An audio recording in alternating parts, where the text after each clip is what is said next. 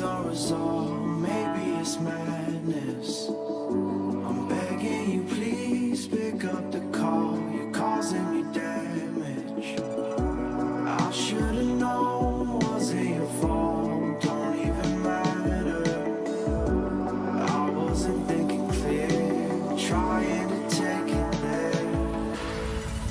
Scared to lose it all. I won't stand a chance, and I don't wanna fake it. What if I can't walk away? You got me standing in the rain, hoping I don't make the same mistake.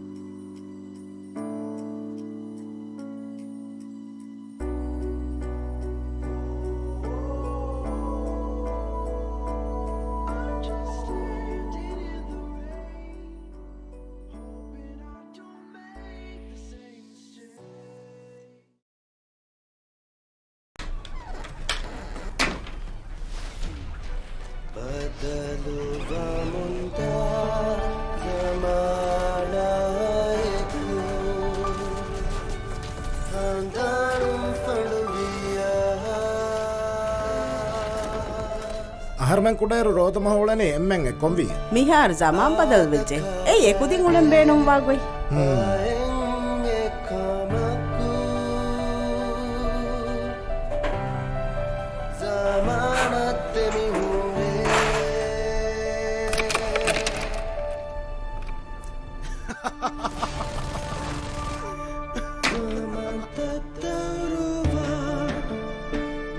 ज़मानायको एक कमे बदलू मुंदायरुवेस buying आदत ज़मान तक करते मिगेंदे को बत्ती ये tradition की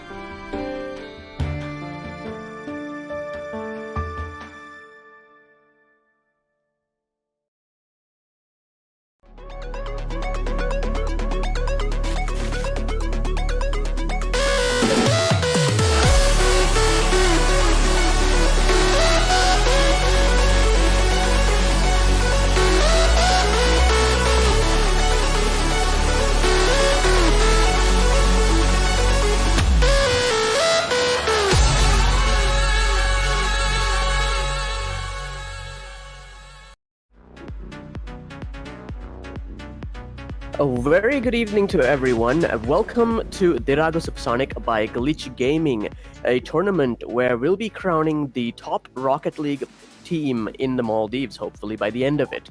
And I'm your host / commentator for the night, Munis, and this over here, wait, wrong side. This over here is Yube. Anyway, this is a tournament where teams of different caliber are facing off against each other over the course of 20 nights, right? And so far, we are currently on day 10. But before we talk about any of the additional nuances to our tournament, let's talk a little bit about our sponsors. All right, first we have for our food partner Mandu Mas, who is responsible for the assorted masdalo case that people keep winning every night. And then we have Pizza Buona, who is also responsible for the pizzas people keep winning. Then we have Print Lab, which is our print partner. Thank you for the graphics on the back, and eLife for the MVP sponsor. It is an awesome gift, I think. Anyway, Gizmo, which is our tech partner, thank you so much for making it happen on the tech side. And of course, last but definitely not least, our title sponsor, Dhiraagu, for thanks a lot for helping make sure that all of this happens and runs smoothly. All right. So that being said, let's talk a little bit about the format of the tournament once again to refresh everybody's minds and maybe for the benefit of anybody jumping in. Yube, why don't you kind of go over the tournament format and we can kind of maybe go in depth into some parts of it. Yeah, currently we are in the group stage. I think today is the 10th day, and most of who the teams who would go for the knockout stage seem really clear at this point. As you can see from every group, the first and second teams are most likely to go to the knockout stage. And in the last column there, you can see the win-to-loss ratio from each group. Like in Group A, Juice, who has a 9-1, like 9 wins to 1 loss ratio, and really confusing Group C with 6 wins, 3 losses by both teams. So the more matches they play, they will decide who would go to the knockout stage from Group C.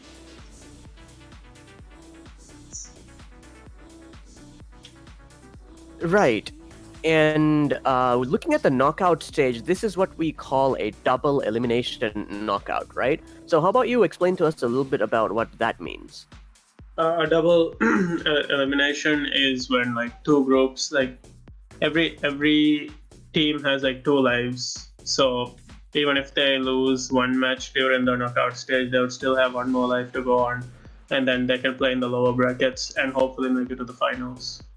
Right. So it's basically an opportunity for them to keep from getting knocked out, even if they lose once, right? Yeah. Which is pretty cool. Maybe more sports should do it that way. Anyway, after that, the question becomes, why are these players playing other than the bragging rights for the top spot? And the answer to that is our awesome prize pool. So let's take a look at that. We have a prize pool of a total of 20k for this tournament, and the first gets 10k, the seventh the second gets 7,000, and the third gets 3,000, right? So there is a big financial incentive here as well. But on the other hand, the tournament MVP also gets a 32-inch smart Android TV from eLife, which just looks so sweet. I'm hoping to see some really awesome plays as people gun towards this particular MVP spot. Anyway, it's not just the players who are winning stuff on Dhiraagu Supersonic, it's also the viewers, right? We have a lucky draw every single night as well. So far, we've had it for 9 different nights. And basically, all you guys have to do is, wherever you're watching / listening to this, just type GG in the chat, whether it's on YouTube or Facebook or even Twitch. Just by typing GG in the chat, you are eligible to win a lucky draw. And of course, the prizes are, as I mentioned before, an assorted Masdal case from Mandu Mas, and also a free pizza by Pizza Buono, and we pick the winners every night, right? And I would like to also point out that when you put your GG in for the first time, like that just enters you once. Anymore, it's not increasing your chances. So if you really want to increase your chances of winning, the best thing to do would probably be to get your friends and family to also check out the Dhiraagu Supersonic live stream and type GG in the chat. And who knows, maybe they might end up really liking Rocket League after the end of it. But anyway, after all of that, let's talk about tonight, day 10 of Dhiraagu Supersonic. And tonight's matches, let's take a look at them and we can talk facing whom and what our predictions might be and what we can look forward to going forward. All right, so Yube, why don't you tell us a little bit about who's facing whom, and maybe you can give us a little insight about what can we expect from these matches. So tonight, first, I think it's KUIS Esports versus Switch TACTIX. Switch TACTIX is a team that is I would say top tier and top of the group stage, and KUIS Esports, even though we don't consider them a top team, they are a team we should be looking forward to. I mean, they're no slouch themselves, but they are a really good team. And next at 10 o'clock, it's Juice versus TC Chips Lions. Juice is a grand finalist competitor, as we all predict, and TC Chips Lions, on the other hand, is like a bit like above mid-tier team, so it's gonna be a hard-fought match for Juice. And the most interesting match for tonight would be Storm versus the Baguettes, like two top-tier teams from their group, and well, that one's gonna be one hell of a match. That's all I can say. I agree with you there. So just to go back to talk about some of the previous matches, looking at these two teams here, KUIS Esports versus Switch Tactics, right? Looking at my notes, it seems that KUIS Esports won the first and only so far clean sweep in the tournament in their first match, but they went on to lose to EVG, right? And so they're in a position where they need to win desperately. But Switch Tactics, so far, so good for them. I don't think they've seen a loss yet. Looking at my notes right here, they reverse swept against 13, which we consider to be one of the better teams in their group. And they also did a perfect sweep against Wololo Esports, where they scored 10 goals in 2 games in that. So basically, their total goal score was over 30, I think. Or at least over 25. So these are two very highly competitive teams. Now, looking at Juice versus TC Chips Lions, so far I think we've only seen TC Chips Lions play once, right? I think that was against Clockwise. I remember seeing them play, but I'm not sure there have been much in the way of their matches. But Juice we've seen quite a few times. They're currently the group header, and as you said, it is one of the teams that have shown such a high level of play that we do predict that we might be seeing them in the grand finals. As for Storm versus Baguettes, now this is the match to look for. You described it as one hell of a match to look for, and I totally agree. Both of these teams have not lost a match to this day, and are considered to be at the top tier, right? So looking at this, it seems like hype keeps building like as the night goes on, right? It's like a graph of hype like going on. Yeah, exactly. So you start with Switch Tactics versus KUIS Esports, which has a reasonable amount of hype because Switch Tactics are a joy to watch, of course. But you also have KUIS Esports, who are pretty decent when they are playing. As for Juice versus TC Chips Lions, I do think that Juice has a more advantage because we've seen them really dominate. Do you think that it'll be the same, or can TC Chips Lions really put up a fight? Well, I feel like TC Chips can make it hard for Juice. Like, you know how that made it seem like Juice isn't such a top tier team, but at the same time, I don't think they can stop their onslaught. So we're gonna see. I can't really predict right now because I haven't seen TC Chips show anything compared to Juice. Like, you know, that would make it a level playing field. So far, Juice has the superior mechanics. So yeah. Absolutely. I totally get what you mean, because we've been seeing a lot of teams play over these past 10 days, right? And all of them have different tactics and different styles of play. But I feel like Juice is one of them that is so distinctive because, like, everything that they do, to borrow Aksam's word, seems so choreographed and like clockwork. Like, they know exactly where they need to be, and the people who get the touch on the ball right after getting it, they know exactly where they want to do it. You know, put the ball or shoot the ball. In fact, their accuracy is quite high as well. They seem to have an extremely strong grasp on Rocket League, at least on the purely mechanical level, right? Yeah, I'd agree with that. Juice is like, as a team, they work well together, and solo, each player has like really gifted mechanics. And TC Chips, like, I don't want to like bash on them or anything, but they're a really good team. But I feel like they just don't hold a candle to the team Juice. Well, I guess we will see. But before that, we definitely do need to talk about KUIS Esports versus Switch Tactics, right? Just to remind everybody, this is a Group D match on day 10 of Dhiraagu Supersonic. By the way, this means that we've officially reached the halfway point of the tournament, right? 20 days, so this is day 10. It's been a wild ride, that's for sure. But anyway, another thing that I want to talk about before we go on is last night's matches, right? But before we go into it in any detail, perhaps we should see the highlight reel if the technical team has it ready.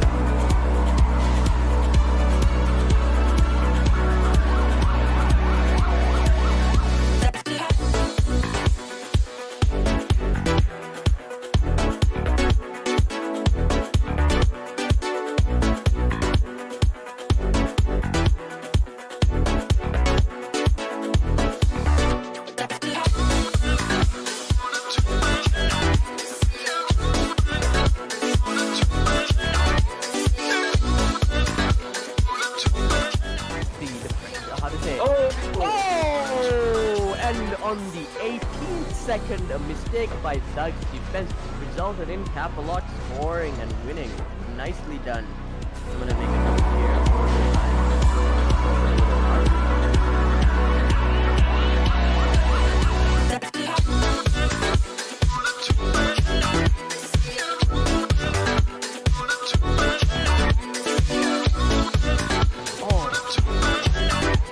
Did you see that, Yuda? Yeah, I guess Yalan really wasn't ready for that one. 38 seconds. Come on, overtime number 2. Let's go. This is Kane's redemption out here. Pretty much. Look at that. It just hit the corner and rolled in, which I think.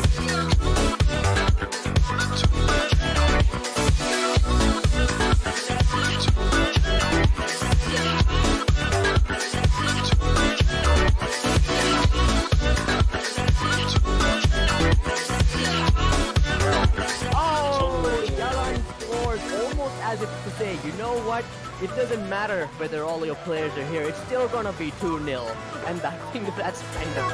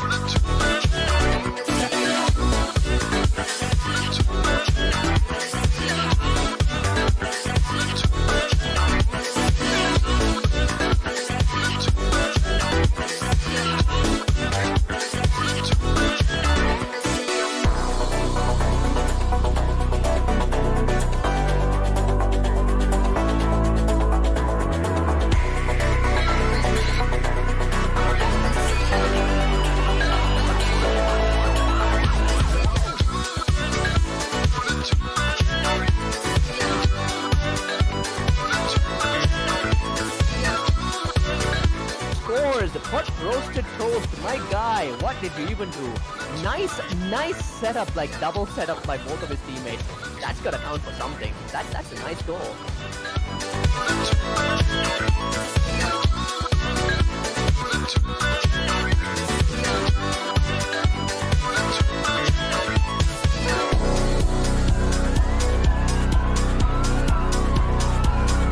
Kind of a goal was that, my guy? Wow, look at that, just on the line. Oh my goodness.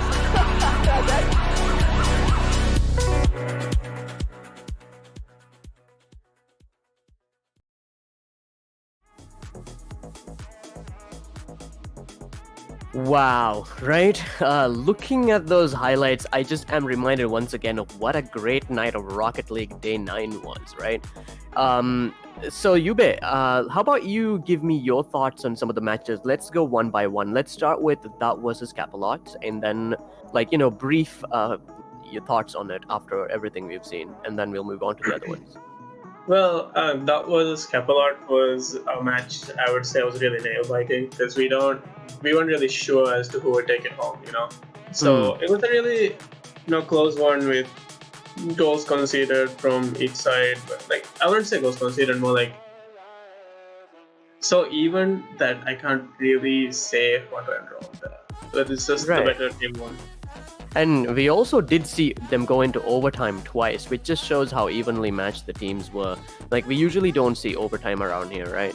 And the fact that, like, the equalizer comes at just the last second made it really exciting. Moving on, last night we also had Profats Elite versus Vandal, which was enjoyable in a very different way. Don't you think so, Yubet? Yeah, it was a match that we thought would go a certain way, but then Vandal played really differently as to what we thought they would play. They showed a new level of skill from their team, and everything there was kind of refreshing and really interesting. I think that was the match that some weird stuff happened around the end. Basically we had like a couple of own goals, and I think they deliberately conceded one game just to kind of make things a little fairer. Is the impression that I got anyway. But either way, they still managed to scoop it up in the end. They seem to have had a lot of fun. And the last one, though, that was the one that we were all hyped for, thinking that it would be the match of our dreams, because we thought Profat Non-Peril, who'd made like a really great debut in the tournament, would be taking on Vector, who were also considered to be one of the higher level teams. But it ended in a perfect sweep for Vector. What do you think of that? I don't think any of us expected that, right? Well, I'd say Vector had the better mechanical skills, so Profats was not really, like, I guess, expecting that. Or they've never played against a team such as Vector, so I feel like they just, got caught by surprise. And all the players who played, like, from Non-Peril side, they were really comfortable in the positions they were, and they were just not ready for that level of play, I guess. So I'm sure the next time they play, it's going to be a different game, and they can deal with top tier teams, because I believe they're a top tier team, and each individual from that side has a good skill level, but they just need right direction. Like, they need to be pointed in a direction, and then they can make it happen. Maybe this can be like a bit of a wake-up call for them, right? Yeah. But in any case, thank you. And in any case, tonight it is day 10 of Dhiraagu Supersonic by Glitch Gaming, and we're about to jump into our first match, I think. As soon as they're ready on the technical side, we will. But just to remind everybody, this is a Group D match between KUIS Esports versus Switch TACTIX. Switch TACTIX we've been seeing as one of the better teams in the tournament so far. They've actually managed to win pretty much, I think, every match they've been a part of. Yep, one was a perfect sweep and the other one was a reversed sweep. So they're clearly in the know, they know what they're doing. And as for KUIS Esports, I think they have 1 win, 1 loss. So it's going to be a very important game for them to ensure that they're still viable within their group, right, Yube? What do you think about this game? Where do you place your expectations based on what you've seen?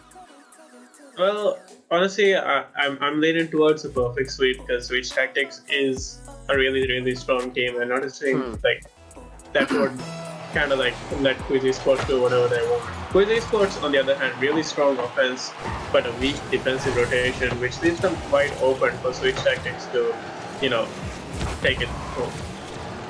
Right. I'm definitely hoping that they can improve on the defense as well. But hey, 5 minutes on the clock and we have Kickoff. It's Ostrich now. All deep inside the Switch TACTIX side of the pitch. They haven't really left there for very long since this game began. But now it's going towards KUIS Esports. Ooh, Leox. Double commit there on the attack, I think. His teammate might... Sorry, that was on the... That was not at the same team. My bad, I didn't see it. It was the opponent. Moving on, 4 minutes, 20 seconds and counting. Baba Yaga now taking the ball to the KUIS Esports side. Ostrich with the defense. Nice car that he has. Is that the very unique one that other players don't use? I think so. I'm not really sure or familiar with the car he's using. Oh, look at that. Empty goal. Aman rushing to defend. If there was somebody up in the front just now, that could have been a very dangerous thing for Switch TACTIX. Unexpectedly basic mistake from them. Don't you think so? Well, I guess like both teams are feeling each other out, and I feel like they're a bit lost currently, not knowing what to do, and they're figuring out how to go against the enemy. Switch Tactics is a team known to, change their tactics as to how the opponent plays. So currently they are, I guess, gauging out how KUIS Esports is playing. Right, you can definitely see that there's a back and forth going on. Neither team necessarily making really dangerous attempts at the goal, but the ball does go quite close to it. I think that, as you said, they really might be feeling each other out, and there's a good bit of defending happening on the KUIS Esports side of the pitch, which is very nice to see because usually defense is where they tend to be their weakest. Hermely now sending it forward, and immediately intercepted by KUIS Esports. Ooh.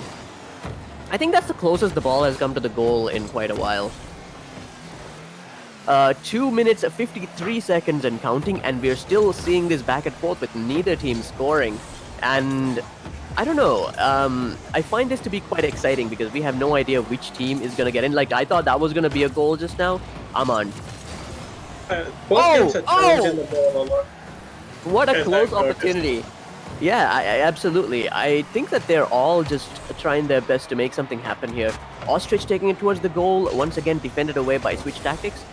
Baba Yaga, Leox. Homily, nicely defended. Oof. I thought that was going to be a goal for sure, but Aman was there to defend. That was pretty good defending. Baba Yaga now sending it towards the goal, and his teammate misses. This is just interesting. Both teams are so evenly matched, they're in kind of a deadlock right now. And I'm wondering whether we might actually see overtime with 0-0, Juve. Could be something that happens, but I don't think either team's gonna let that be the case, because everybody's just really gunning for it.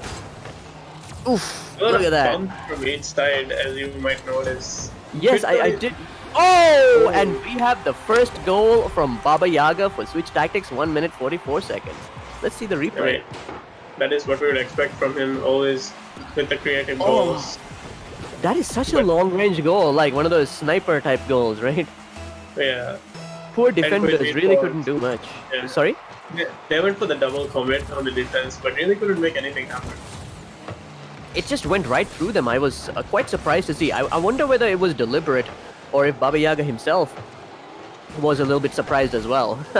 Anyway, Titan and KUIS Esports now trying to score desperately. Ooh, Titan just bumped Baba Yaga into the goal. Leox, ooh, near miss. I can now see when these players are starting to use this bumping strategy a little bit more, It's proven to be quite effective at this level of play, right? Aman now trying to create an opportunity, grabs the boost as well. Titan. This is a really, really important match for both teams, because if Switch can get this match, they'll get the top seed from their group, and they can get a little bit more comfortable in the group stage. Yes, that means that even if they don't win their next one, they are still very much safe at knowing that they will still get through, right? Yeah. And KUIS trying to employ the tactic they used last time against EVG with the bumps and demos. But I feel like they still need to make a lot of work on that one. It is a good tactic. Oh my goodness, my god, that was such a close call for Switch Tactics, and KUIS Esports probably just shaken in their boots right now. Oh, so many attacks, less than 20 seconds left on the clock. Can an equalizer come, or will it be Switch Tactics who takes it? I gotta say, even though the score is 1-0, this has been a really hard-fought match. Both teams are really going for it. Aman sending it towards the KUIS Esports side. Immediately it's returned, less than 5 seconds on the clock. 3, 2, 1, and Switch Tactics takes the first one. That could have been a goal. Wow. I'm pretty impressed. What about you, Yube? Let's take a look at these stats. So far, what we're seeing here is Switch Tactics with a strong offense, and KUIS Esports still trying to get the flow of the game. And I'd say it could still go to either team from the next match onwards, but Switch Tactics very well, like they're very good at adaptability, and whatever KUIS Esports throws at them, they will, react and find a way to deal with it. So the next match is going to be really interesting, because now both teams have kind of peeled each other out, and yeah. We will see how KUIS Esports is able to respond, or whether Switch Tactics will switch their tactics and pull out something even more unorthodox, right? But it is also worth noting that I think this is the first time we've seen 1-0 as the defining score for the end of a game. I think it's usually a lot more like lopsided than this, with one team scoring significantly higher, right? So I guess it just goes to show the high level of, or at least the equal level of play that's going on here, where Switch Tactics and KUIS Esports like are really breathing down each other's necks, right? What do you think about that, Yubin? Well, I would say it's a hardcore battle by both teams, but KUIS Esports kind of slow on the rotations, so if they can get comfortable with that, they can give Switch Tactics a hard match. But at the same time, Switch Tactics also kind of disoriented and the comms not really organized currently, so if they can clean it up, they can get more goals. Good to know. Ooh, Aman with an early attack. Hey, look at that! Humali scores for Switch Tactics less than 10 seconds, and I guess that's 8 seconds into the game. Wow. But anyway, that was the first goal for Switch Tactics, and almost immediately, oh, that's the car I'm talking about, Yube. I hear that that's supposed to be a special car. Let's look into that. Anyway, we have Kickoff. Is that one? I don't know. I don't really know the names of the cars, but I just have heard that there's something special about it, but I might be wrong. Aksam mentioned. Anyway, now the ball's going onto the KUIS Esports side of the pitch once again. Switch Tactics pressing the attack. KUIS Esports now in a pretty bad position, I would say. They need to do anything they can, not only to equalize, but also to pull ahead of Switch Tactics so that they can win this next one and still stay in the match. Ostrich. Ooh, what a goal! That was beautiful. Wow. Let's take a look at that replay. A nice setup by his teammate, and he just dunked it in. Switch Tactics not really. I feel like they are still reacting to the ball, but if they made a challenge there, they could have not considered that goal. Oh, I see. Well, that makes sense, but you know what? I'm personally glad KUIS Esports got it in, because I like to see it when these matches are a lot more even and both teams fight real hard. It's more exciting that way. Also, I'm now getting notified behind the scenes that apparently it's the only Vulcan car in the tourney, a rare pick. So Ostrich, I hope that you are able to make more players pick the Vulcan by doing some awesome stuff in it. Anyway, ball now on the Switch Tactics side, more towards the midfield. They're still struggling to make something happen, but so are KUIS Esports. It's very much deadlocked, even though both teams are still... This is looking like it looked like a goal. I felt like that was, yeah, I actually stopped talking just to, get ready to scream goal, but nope. 3 minutes 30 seconds in, the score is 1-1, and we're as happy as we could be, because we love seeing more evenly matched games. Ooh, the defender there. Ooh, could this be another goal? Nope, that was another defense. I think it was Baba Yaga now trying to clear the ball, passing it off to Humali, and Titan intercepts. That was nicely done. Oh! Near miss, and then Ostrich scores for KUIS Esports. There you go, my guy, you did it. Alright, fantastic. 3 minutes 8 seconds in, KUIS Esports had their second goal. And knowing how difficult it is to score in this particular match, maybe it's time for them to just hold on to the lead and kind of play a little defensively. What do you think, Ruben? Well, I'd say they should keep... Oh my god, what? That was like off the kickoff. Sorry to interrupt you, but take a look at this. He set it up for himself and shot it. Switch Tactics, are you okay? What's going on? You better, anyway, please continue. Well, as I was saying, Switch Tactics are not really proactively going for the ball and trying to make challenges, but waiting for KUIS Esports to do something and react to it. So they're a bit too slow on the receiving, so KUIS currently has the advantage, and as you can see, Ostrich is making use of that. Oh my god, another near miss. Yes, you can definitely see that he's doing a lot here. It's just that it's very unexpected for Switch Tactics, personally, I think, because so far we haven't really seen them be like this, right? I wonder what tactic this is. Oh, another attack. I think KUIS Esports, like, the strategy is being really, I don't know, I'd say vague, and then their rotations being really fast. Switch Tactics is having a hard time adapting to that. Oh, Another near miss. Okay, they're trying to attack again. I think this might be a goal. Oh no, nicely defended by KUIS Esports. I think that might be it as well because you really can't tell what they're up to, right? You just find players here and there. Unlike, let's say, someone like Juice, I can't see the choreography or the design behind their moves. They just seem to be flitting about exactly where they need to be somehow. The ball now in the KUIS Esports side of the pitch where they're fighting over it ferociously. Switch TACTIX trying to do any and everything to score. 1 minute 42 seconds and counting, and the ball now back on the Switch TACTIX side, defended by Baba Yaga. Humali and Titan challenge off the backboard, and oh, nice shot. That could have been a goal, but unfortunately it wasn't on target. Alright, Leox now trying to set something up for his team, but unfortunately no one was near enough. Ostrich sending the ball flying high up into the air, somewhat near to the Switch TACTIX goal, but they're trying to clear, intercepted by Titan. I guess the early goal lead is really helping right now. What would you say, Yubin? Well, that really puts KUIS Esports on a comfortable place right now, and it's very well deserved since the defense is really strong and they don't need the backboard wide open. But Switch TACTIX, I don't know how they're playing currently, not the team we are used to seeing. Not at all. This is very different from the Switch TACTIX that we know, and that's quite surprising as well.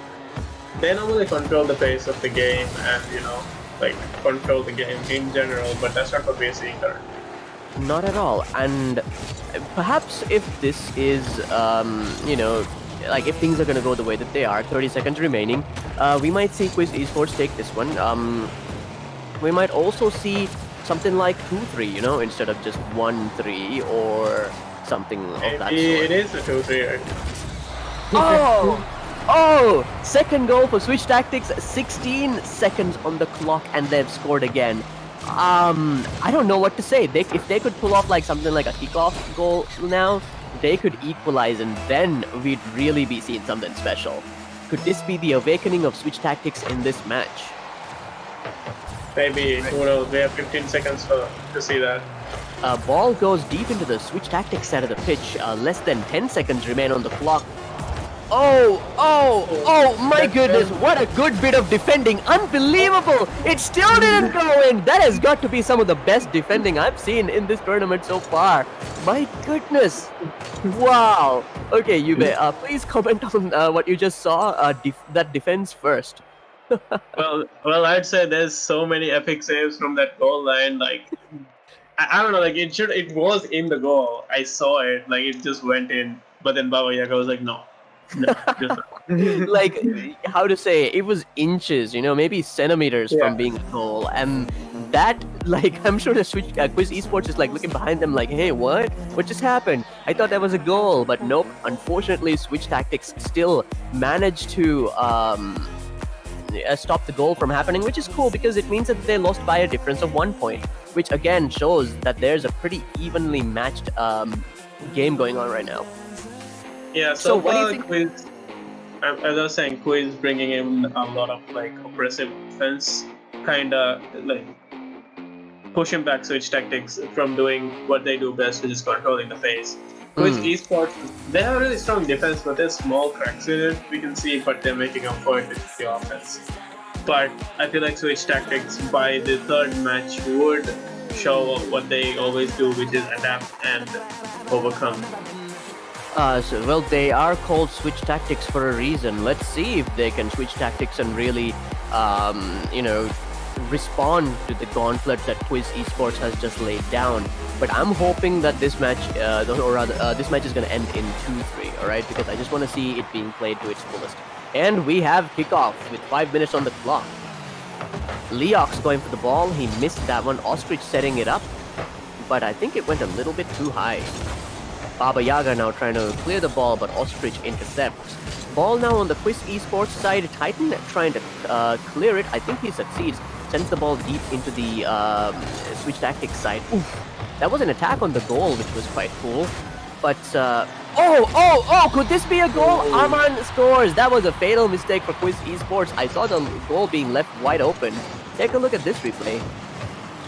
Yeah, the third man was scraping up too much and left the goal wide open. The rotation was kind of slow from KUIS Esports side, but Switch Tactics always really fast and capitalizing on the enemy's mistakes.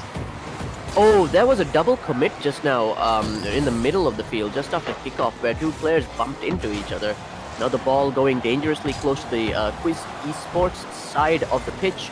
Another attack by Switch Tactics. I guess now the Switch Tactics that we know has awakened and they're starting to play more aggressively. Leox trying to clear the ball. Hermely. Leox does manage to clear the ball, but it is stolen away by Baba Yaga, and an attack is made on the goal, and Titan scores the equalizer. Wow. Okay, now we're talking. 4 minutes, 2 seconds in, and already we have 2 goals. What do you think about KUIS Esports' response to Switch Tactics' play, Yube? I mean, they're just doing what they do best with the oppressive offense. They're really a glass cannon team normally, and just now was them like teeing it up a notch from last match. Ostrich patiently waiting for the ball, trying to make something happen. Titan and Leox, both of them attacking, trying to get that goal in. This is just a bloodbath right now on Switch Tactics' side, but luckily they managed to clear it. But the ball's still very slow. The momentum's pretty much gone, which kind of makes you wonder what's going to happen next. Titan and Hermely fighting for the ball, and oh! That was a near miss. Either one of those players could have scored, but unfortunately neither hit it. And now Switch Tactics creating an opportunity, and the defenders send it away. 3 minutes, 18 seconds and counting. Another attack and another bit of defending. Oh, come on. Yeah, there you go. Big mistake by KUIS Esports, and Switch Tactics counts at once. Wow, take a look at that replay, Yube. Yeah, they just kept setting it up from the backboard, which normally leaves the defense wide open for an attack. Yep, and now we are once again 2-1, or rather once again with Switch Tactics with the advantage. Baba Yaga defending and also clearing. Titan now sending it back. Leox, and it is defended away. Titan now setting it up for his teammate, and Ostrich. I guess he's still trying to set it up. Can maybe get rid of a few of the defenders, and it's going towards the goal, and it's bouncing in front of it in a dangerous way. Leox pouncing on it, but unfortunately couldn't get the touch that he wanted. Hermely now sending it into the KUIS Esports side to Baba Yaga up in the air.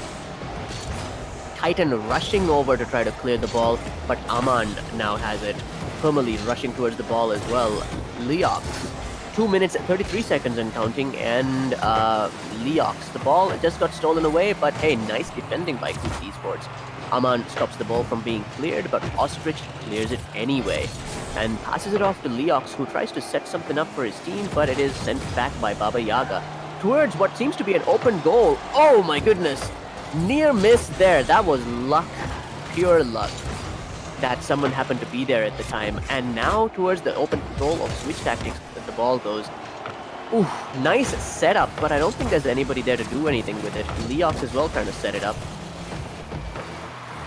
Switch Tactics currently needs to just hold on to their lead, but KUIS Esports need to score desperately right now. What do you think is... another near miss. Ostrich. I've noticed that the accuracy is pretty low for KUIS Esports this time around. What do you think is going on? Do you think the pressure is getting to them, or...? Well, I feel like the plays are a bit too rushed, and they're currently just, making a lot of shots at the dark without completely having a game plan. And it does look like that, yeah? And Leox. Oh! Well, Near I'd say miss. they still got the offense, but Switch Tactics is showing us what they always do, which is control the pace of the game. And Yeah, they're currently in that sweet spot that we know them to be, right? yeah. Ah, look at that. Nice bit of attacking there by Switch Tactics. Just found a way to get past the defender. That was very clever. 1 minute remains, and Aman now trying to clear the ball. Successfully does so, but it is cleared back and cleared back again. Back and forth, the ball goes. Less than 50 seconds on the clock. Hermely defending. Leox. They're protecting the backboard, as you said, which is preventing a lot of their attacks from being set up, right? Yeah, I mean, that's where 80% of the goals are the opportunities for goals are made. Ooh! Fatal mistake by KUIS Esports. Switch Tactics jumps on it instantly. Less than 30 seconds on the clock, 28 seconds to be specific, and we have another goal for Switch Tactics. this is the reverse of what we just saw with the last match. What do you think is going on? Switch Tactics seems to be a very different team now. I'd say Amand is like doing a lot for the team, carrying it most of the time. As Normally and Baba Yaga, like we don't normally see them being this passive. Normally we see them on the offense trying to make setups and then scoring. But Amand trying to keep the morale high for both of them, I guess. Oof. Demo. I can definitely see it working as well. Hard work of... Oh, could this be a goal? And it is! Leox scores with 1 second on the clock. And the only question is, with the kickoff that's coming up, like, are they going to be able to score? Because, let's be honest, they only have 1 second and a little bit of overtime with the ball up in the air to do it. But if they were able to equalize here, it would be a stunning upset. Oh my goodness, Leox now, ball in the air, and oh! Oh my god! Equalizer scored with 0-0-0 on the clock. I'm so sad Aksam is not here to see this. He would have loved to see it. Anyway, 3-3, Yube. What do you make of that? Well, so far, Austrian chooses Volkanka are really making a huge difference for KUIS Esports. Mostly, the oppressive offense comes from his aggressiveness and how accurate he is with his aggressive shots.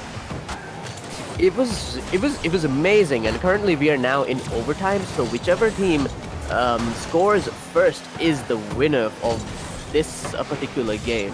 So the stakes are quite high, and just like that, Switch Tactics takes it in the 22nd second. 22nd second, that's funny. Anyway, it was Aman who scored. Once again, long-range goal, bounced off the top of the goal and just kind of changed trajectory in an unpredictable manner. But that was pretty good. That was pretty good. Yube, what are your thoughts? Well, we gotta talk about the buzzer beater. The last goal. The goal before the last one. Yeah, that one was just like under 6 seconds. KUIS Esports scored 2 goals. So you gotta hand it to them. The offense is really good. And Ostrich, yeah, man, that Volkanka and you're putting up the work. I'll give you that. But as the games go on, Switch Tactics is like they notoriously get better as they are really they work really well under pressure and they're really composed and they look for small gaps in the opponent's defense and then they capitalize on it. So KUIS Esports can't let them get too comfortable and then they need to start winning or Switch Tactics is going to take this series. Well, I've also been informed that when a team scores the equalizer or at least a goal after it's called a buzzer beater, right? Yeah. And it was a buzzer beater that also became an equalizer. So here we are, Switch Tactics 2 and KUIS Esports 1. And maybe it's just the spectator in me, but I want to see KUIS Esports take this next one, only so that we can see, like a game go into 2-2 on each side, and then the last match being the decisive one, which kind of really makes it exciting. But anyway, 5 minutes on the clock, and I think we're ready to jump in. Let's see what KUIS Esports does. Immediately, Aman sends the ball deep into the KUIS Esports side of the pitch, and that could have been a goal, but I don't think the accuracy was there. Leox being challenged by Switch Tactics here. Oh my goodness, that was a nick of the time save by Aman. That was a really nice dribble from Baba Yaga. Absolutely, really and all the way into an empty goal. Yeah. He outsmarted the third man from KUIS Esports that was coming to make a setup or a cleanup. And it totally worked. And now Switch Tactics has the lead, the goal advantage for now. But I think that KUIS Esports, as far as we've seen, that's the situation in which you see them really kick it up a notch and come back from this, right? Oh, also, I've been informed that Baba Yaga is using a car called the Lamborghini, which is a car that was released this week. So that's pretty cool, Baba Yaga. Now I see it. That car's gorgeous. Alright, anyway, ball now finally back on the Switch Tactics side, and another attack by Leon. These defenders, you can see at most times there's like 2 of them trying to stop goals from happening. And that was a nice attack by Baba Yaga. 3 minutes, 50 seconds and counting. Switch Tactics 1, KUIS Esports 0. Titan. I think he intercepted the ball, preventing a clear. He does so again. Ostrich. Titan really putting on the pressure for KUIS Esports. I feel like they're going to try to make something happen here. They're not really happy by losing that other match. Ooh. Ostrich attacking the goal there. Oh, could this be a goal? Oh my goodness. Unfortunately, the accuracy was not quite there. It hit the side of the goal. That's so sad. I'm just anxious for an equalizer, y'all, because I want to see them go and play all 5 matches, because I feel like these two teams have the skill and it would make for a really exciting game. Ooh, ooh, ooh, and we have the equalizer. Titan. I gotta see this replay. If it is what I thought it is, that would be a pretty nice goal.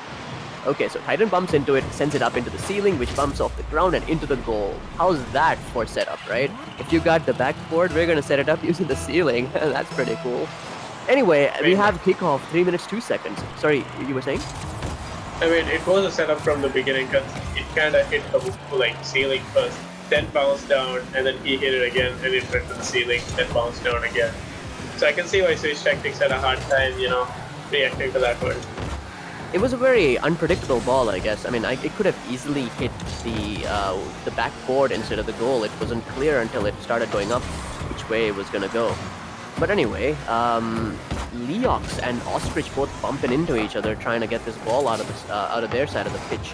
But so far, no luck. They try to clear it, and it is returned almost immediately. But hey, now Leox has a boost, and he's about to clear, which he does. They're trying to set it up, but I think he just got bumped back by Switch Tactics. 2 minutes, 15 seconds on the clock. Switch Tactics mounting their furious offensive. But the ball's been cleared, and Leox now trying to make a goal opportunity happen, but unfortunately could not. Switch Tactics and KUIS Esports are really evenly matched as far as I can see. What do you think is going to take to really break this kind of deadlock that they have going on? Is it going to be something that Switch Tactics can do, or is there something KUIS Esports can do to kind of score right now? I mean, from KUIS Esports side, I would like to see more of a fast play, and I'd say they can make this an equalizer, or they could win this one because they have a really oppressive offense, as I've mentioned before.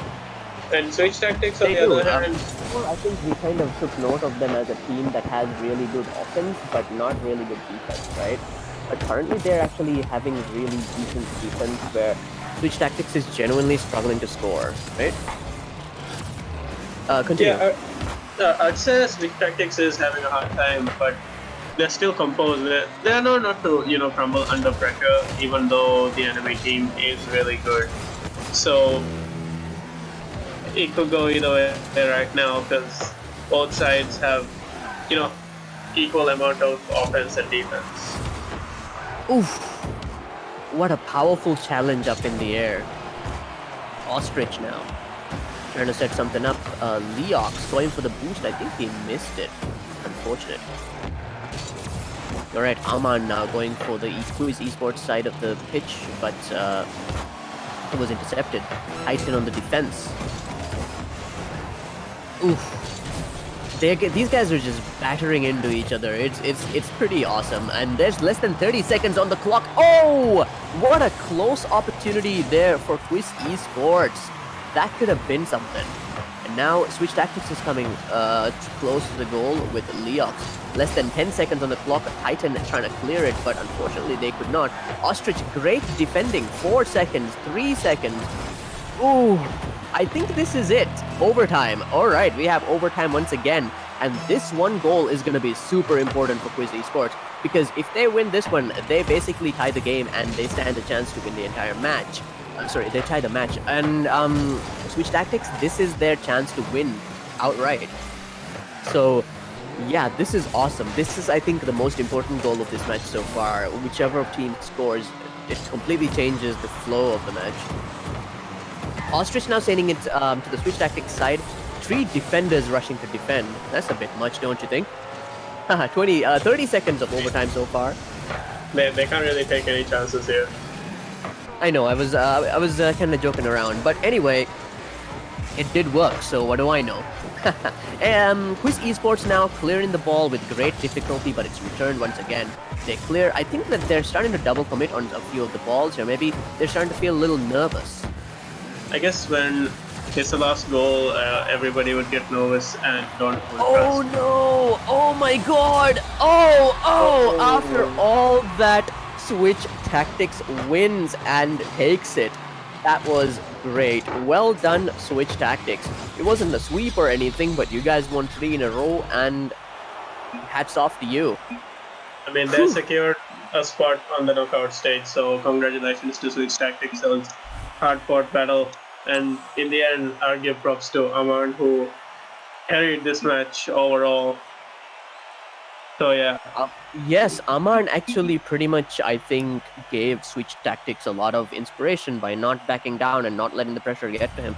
You could see that he was the player that basically kept them going, and I think they owed their victory a little bit to him, even though the other players definitely did perform as well. KUIS Esports, though, hats off to these guys, right, Yube? I feel like they did a fantastic job just now, so well done. Really, I mean, that was... Yeah, they made life difficult for Switch Tactics a lot. KUIS Esports, props to you. You guys did really well, but Absolutely. And that was as close as you could come to actually standing a chance to win, I think. So that was just, these things happen, sports being what it is, esports as well. But overall, I would like to say, great match. Did you have overall, did you think that it was an enjoyable match as well? Like, would you like to see more matches like this, Yuba? Well, honestly, it was a nail biter. We didn't know which side it was gonna, win. Like KUIS Esports, they had a really fair chance with their strong offense, but Switch Tactics always performing well under pressure and not letting it get to them, and they were composed throughout the whole game. And around the last few minutes, you notice like they Aman did not want to lose, and then he made it happen in the last minute. Hammered Aman into the goal. stubbornly keeping Switch Tactics in the game, right? Well, in any case, everybody, thank you for watching the first match, the Group D match between KUIS Esports and Switch Tactics tonight on day 10 of Dhiraagu Supersonic. We will be seeing you shortly for the next match after a short break. In the meantime, the next match is going to be Juice Juice versus TC Chips Lions, which is definitely something to look forward to because Juice Juice, as we mentioned before, is one of the top teams in the tournament, and it's always a pleasure to see them play. And TC Chips Lions, we've only seen you play very few times, but we would love to see something fantastic out of you as well. So thank you for joining us so far, and we'll be back soon.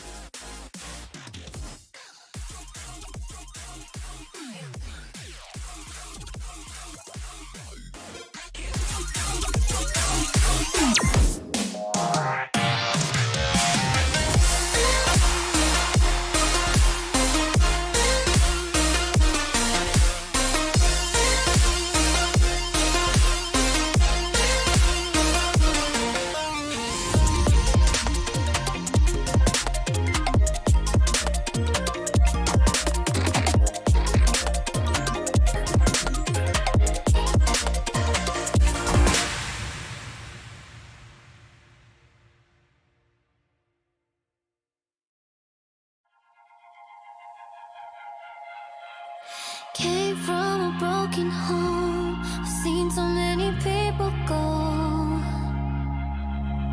Learn to make it on my own. It's easier for me to be alone. So how are you? Keep cutting through, claiming you're not like the other guys. And only if I could give you a chance, show me that you mean it, we'll feel some type of way.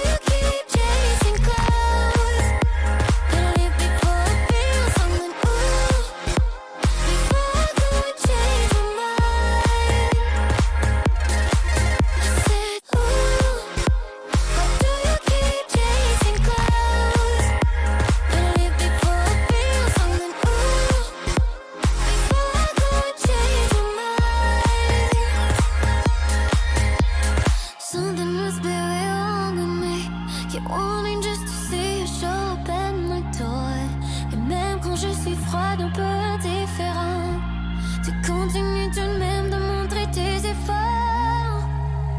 I'm trying to keep my heart in peace.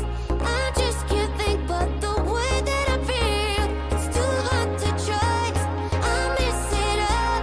I just can't risk to be falling like this. Oh, ooh. Why do you keep chasing clouds? Ooh. If I could change my mind.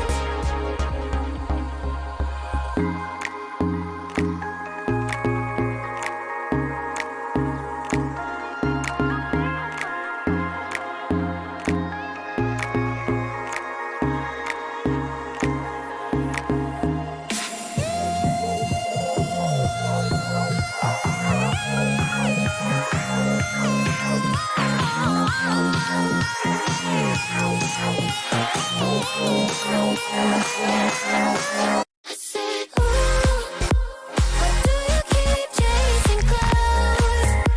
Gotta live before I feel something. Ooh, before I go and change my mind.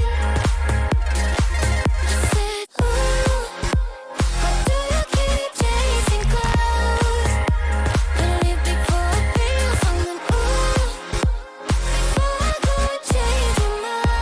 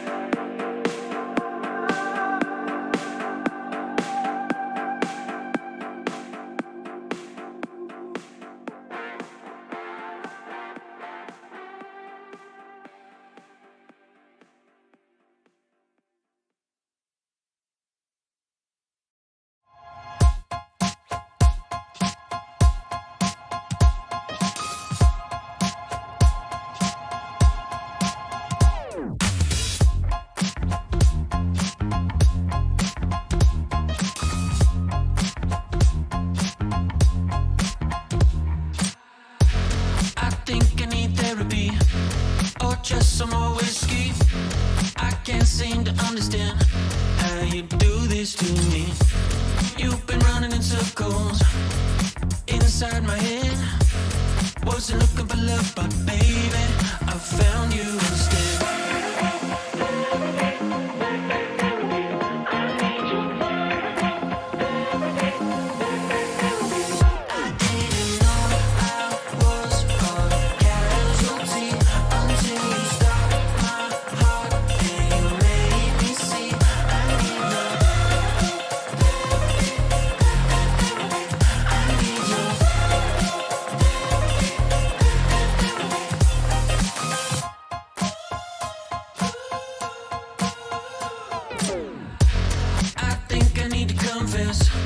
Saw you in the red dress. I can't seem to understand how you got all that finesse. Still been running in circles. Pizza बोना बोना pizza बोना विस्नाता मुझे है ने pizza कन्या pizza बोना pizza बोना बोना पिज़्ज़ा बोना विस्नाता मुझे है ने पिज़्ज़ा कन्या पिज़्ज़ा बोना रहमीरे हम गैम दुदल्ला इरलोय बेबे हित गो फद्दा बनता ताजा कम गो फुराला डिलीवरी निकंगा बस बुलाला इने सुमे सुमे नुए हते नुए ए माले तिने फे नुए हते नुए उलु माले पिज़्ज़ा बोना बोना पिज़्ज़ा बोना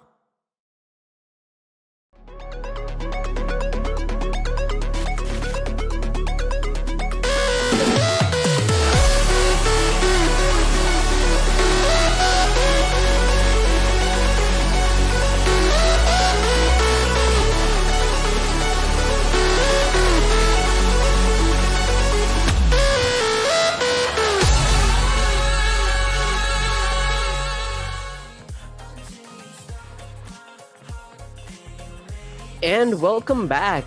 This is day 10 of Dhiraagu Supersonic by Glitch Gaming, right? And we just saw KUIS Esports take on Switch Tactics, Yube. And it was quite a phenomenal match, right? But before we dive into like the in-depth of what might have happened in that match, I'd like to take a moment to thank our sponsors, and you guys can basically see them down here. But in the meantime, let's move on to what we were talking about. KUIS Esports versus Switch Tactics, Yube. There's a lot to talk about, so why don't you get started? Well, honestly, it started like any other match for Switch Tactics. Like they were controlling the pace of the game, and like they had the slight advantage. But after the first match, KUIS Esports retaliated with their oppressive offense and took one game out from Switch Tactics. And by the third game, KUIS Esports still had the advantage, but Switch Tactics slowly adapting to their gameplay because, as you know, that's a team that slowly adapts to the opponent's tactics, and they are called Switch Tactics. So, you know, it really works with their team. And, like, I guess they won because they were mostly, like, composed during the other two matches, like the last two matches. And Aman really holding it down for Switch Tactics, even though the other two players were kind of sleeping around the last, like, first few matches, I think. Yeah. I agree with you there. Baba Yaga and Humali usually see a lot from them, but this time they seemed very passive, reactionary almost, right? Like they weren't actually chasing the ball or challenging it. It's just that they were reacting to wherever it went or wherever the other players went. For a while, it seemed like Aman was the heart and soul of the team, really kept the other two alive and the team in the game, while they could kind of, I guess, awaken or get their head in order. And then they came back, and I think Baba Yaga had a few goals, and Humali himself set up some really nice goals as well. So overall, Switch Tactics, nice comeback. But I think the real major team that we want to talk about for last match is KUIS Esports, right? Who would have thought they would be capable of such a performance? What do you think about their overall performance, Yube? Well, I want to give props to Ostrich, who kind of like carried the whole game. So it was really interesting because we never assumed something something like that from KUIS Esports, but it was a nice, refreshing change of pace when KUIS Esports showed off their offense. Like, I'd say it's one of the best offenses because the rotations are really fast, and Well, overall, really surprising however they've scored. It's always really fun to watch KUIS Esports do their attacking, I think, right? And it was very much on display here as well. As you said, they did manage to score like 2 goals within 6 seconds to pull off that equalizer and go into overtime. The fact that we went into overtime at all even shows how unrelenting these teams can be. In fact, the first game of the previous match actually ended in 1-0, which is a little bit unprecedented on the tournament so far. And for people who are not used to Rocket League, you might be wondering, like, what's so special about that? We see 1-0 in football all the time, right? But I guess in Rocket League, because the pace is so fast, you tend to see a lot of goals. So when you see such like a small goal difference, it basically just kind of alludes to the fact that both teams are really good, and that's kind of more exciting. I guess the higher the level, the fewer the goals in a strange way, right? I mean, you gotta admit the buzzer beater from KUIS Esports was really interesting, and 2 goals in under 6 seconds. I literally Not many people screamed. can pull it off. Yeah. No, not at all. That was very, very impressive. I feel like even though it doesn't look like they're in a very favorable spot in their group, or that they might actually be eliminated going forward, I still think that KUIS Esports did a fantastic job and should absolutely return after a little bit more practice, you know? Maybe fix up a little bit of what's going on in their defense and make their rotations a little bit faster. But overall, there's a good, solid team here, you know? And I'm really glad that we all got to see them play so well. But with the next match pending, let's talk a little bit about this one. It is Juice Juice versus TC Chips Lions, all right? So TC Chips Lions, I've mentioned before, we've seen them perfectly sweep clockwise. This was a Group A match, the first match of the tourney, in fact. And then we had Juice Juice, who has basically been perfectly sweeping... Well, they've perfectly swept 2 matches, and they've won their 3rd. So basically, Juice Juice is currently, like, in the best position they could be. So this match is, I mean, it's not a very important match for them, but it still might be if they want to keep their ratio. So, Yube, what do you think about both of these teams coming in? Like, where would they be mentally? Juice Juice currently has won against, according to my notes, they've won against Capalot, they've won against Clockwise, and they've also won against Da. This would be the last team of Group A that they're facing up against. So what do you think their mentality would be, or where would their minds be right now? I don't think Juice Juice is a team that likes to get comfortable and, you know, play around. But this could be a match where they're trying new things, and new things as in like new tactics, so they can do it in the knockout stage. But at the same time, we could see a very standard, unrelenting Juice Juice trying to, you know, just dominate TC Chips Lions. But I'm mostly interested in how TC Chips Lions would, you know, react to Juice Juice, because they are like mechanically really, really good. And Right. we're gonna see probably a really either a one-sided match or a really unexpected match. So yeah. If and this is not to put TC Chips Lions down in any way, but I think that if TC Chips Lions puts even a halfway good defense against Juice Juice, we would consider that to be kind of like really surprising. Mostly because so far Juice Juice has proved to be a dominating force in the tournament, right? And they've only conceded 1 game out of the 3 matches that they've played, and that says a lot. They may concede a goal every now and then, but never an entire match. And they are currently safely occupying the top of A, comfortably sitting up there.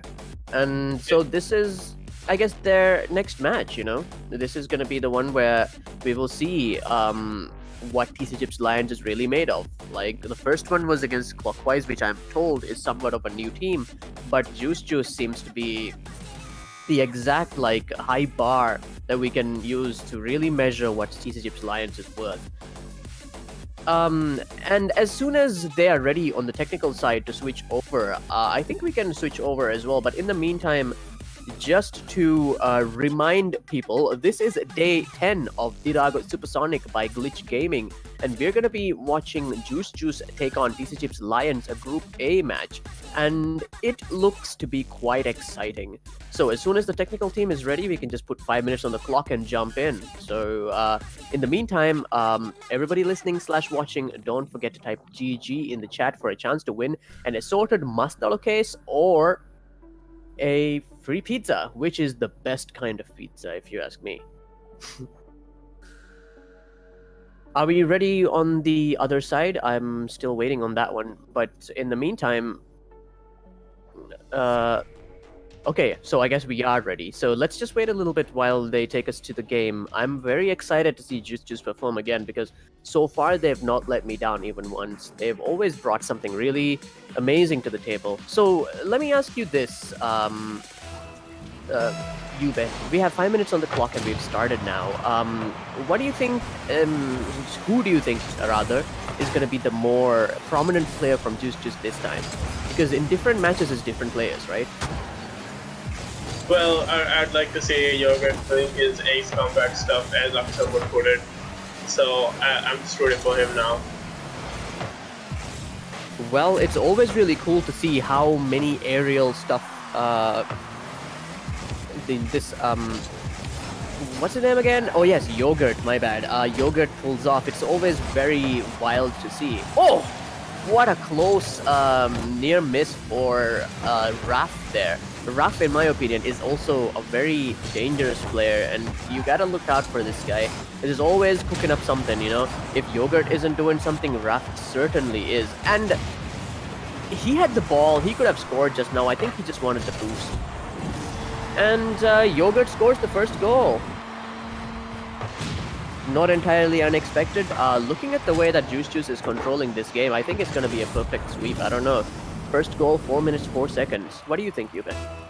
Well, it started off with Juice controlling the pace. Rap, well, he went, like against TC Chips Lions, like for a 1v3, and then Yogurt doing what he does best and scored. Well, I wonder how much pressure TC Chips Lions is feeling. Currently, there's still plenty of time left, but it is 1-0, and Juice is one of the better teams. I do wonder whether they can equalize. It would be kind of cool if they could. It's blank prospect. Raph. I'm expecting a lot of great things from Raph this time, because he looks really determined to, do what he does. And yes, whatever it is, it's really nice. Raph, I think, is... Ooh, near miss for TC Chips Lions. That was a great opportunity. The fact that they were even able to create that, I'm impressed. As I was saying, Raph, I think, is like, how to say, sometimes he can be quite underrated, Like, sometimes he's not going to be very prominent or very flashy, but he can be quite flashy as well when he wants to be. I honestly can't take a... Yeah, he's in the shadow of Yogurt and Hummus, like... They're yeah, really... that's the thing, right? I was just thinking, like, for most teams, there is like a very specific player or two players that we can say are the notable players. But in Juice, honestly, you could take or leave any one of them, and they could still be like an incredibly formidable team. I think I really like that about this team. Puma's now shooting. Every player has their own strengths, and that was a really good goal by Hummus. Didn't even need a setup for that one, I guess. Well, TC Chips Land kind of handed them a setup there, and they didn't really challenge the ball. They were like reacting. I guess they could react fast enough. They probably thought that, like, from that distance at that angle, there's no way that's gonna be a goal. But you never underestimate Juice. Also, here's something to think about. It's possible that Juice might actually be looking to score a great number of goals to go for the, MVP prize of the tournament. The more goals you have, the more points you get, right? I mean, obviously, it's not only goals that give points, but goals do help. So, goals give, I think, a lot of points. As far as I think they give the most amount of points. So I guess most goals would give the MVP an edge, like an edge to be the MVP.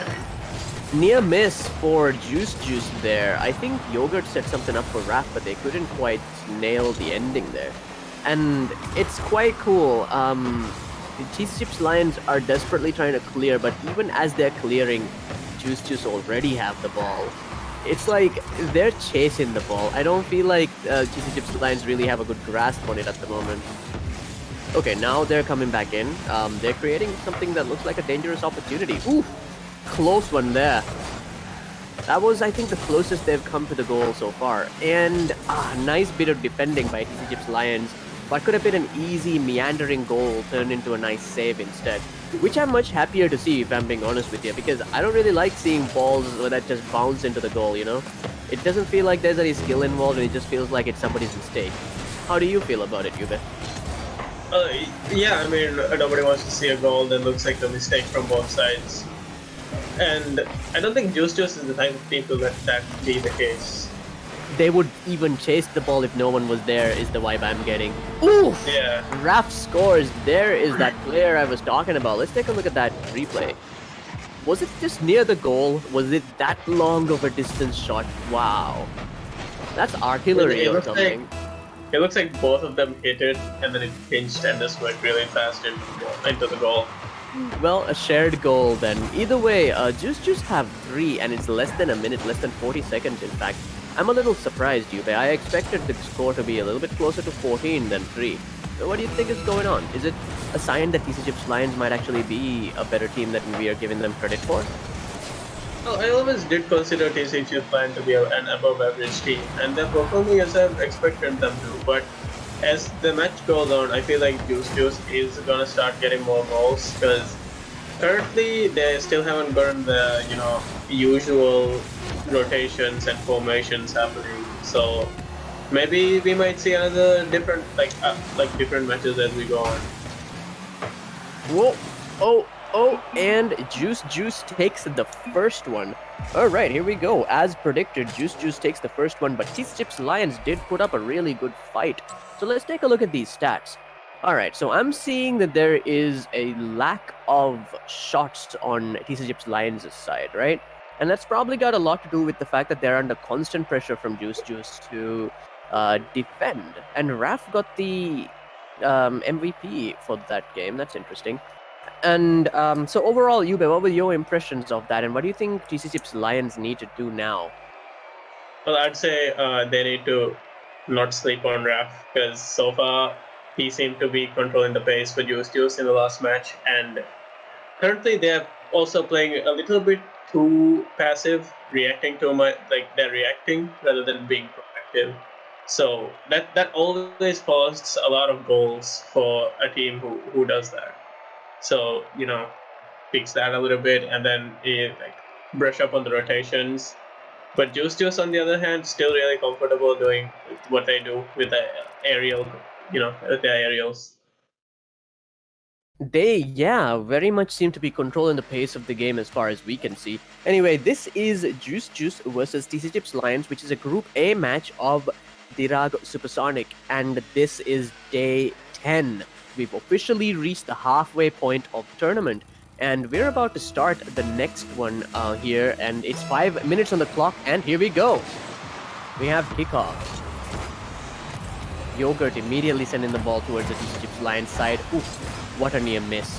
Raf sending it, trying to send it forward as well, but now it's Blank Scully chasing the ball. I think he's trying to create an opportunity for his team. But it's not going to be easy because Juice is just this really aggressive and hard to pin down team. Alright, the offensive continues. The defenders just block it away, and almost instantly there's somebody there to send it right back. Ooh, this is, oh my goodness! Blank Ghostly scores first goal for TCG's Lions, and this is the first goal of the game. And it's, I don't know, what do you think of that one, Yube? This is not something I expected to see. Yeah, I'm taken by surprise as well. He really found a way to get it in. Juice, I guess, wasn't ready for that. Both the players rushed to the goal, but they weren't expecting that. Oh my goodness, look at those defenses. First of all, that attack was gorgeous, but those defenses, no, that really made the moment. What the heck? That could have been another goal. What is happening right now? Did these players just exchange like controllers or keyboards or what? Yeah, Juice looking a bit disoriented and not really working together. But something would be. Another near opportunity for TC Chips Lions. I'm not used to seeing Juice being on the defensive this way. This is quite interesting. What do you think is going on that's making them kind of lose control of the game the way that they have right now? Oh, Well- near miss for Yogurt. Maybe TC Chips Lions can actually take this match. What do you think? Wow, I would love to see it. Blank Ghostly just scored apparently. We were following Yogurt, so we couldn't quite see it. So let's take a look at the replay. What? That was an empty, like, defense. That's not normal. What's going on? 3 minutes 30 seconds. I'm a little confused. Do you think that Juice is conceding this one or what? Maybe it's a Vandal situation. Who knows? I wouldn't really like to see it personally because I don't know, it doesn't give me a good vibe. I feel like both teams should try their best. But hey, if TC Chips Lions are able to win a couple against Juice, I'd be super proud of them because as we were speaking about earlier, Juice is actually one of the stronger teams in the tournament and we do consider them to be a team that is likely to do well in the knockout stages as well. So for TC Chips Lions to actually win a couple against them, that's not nothing.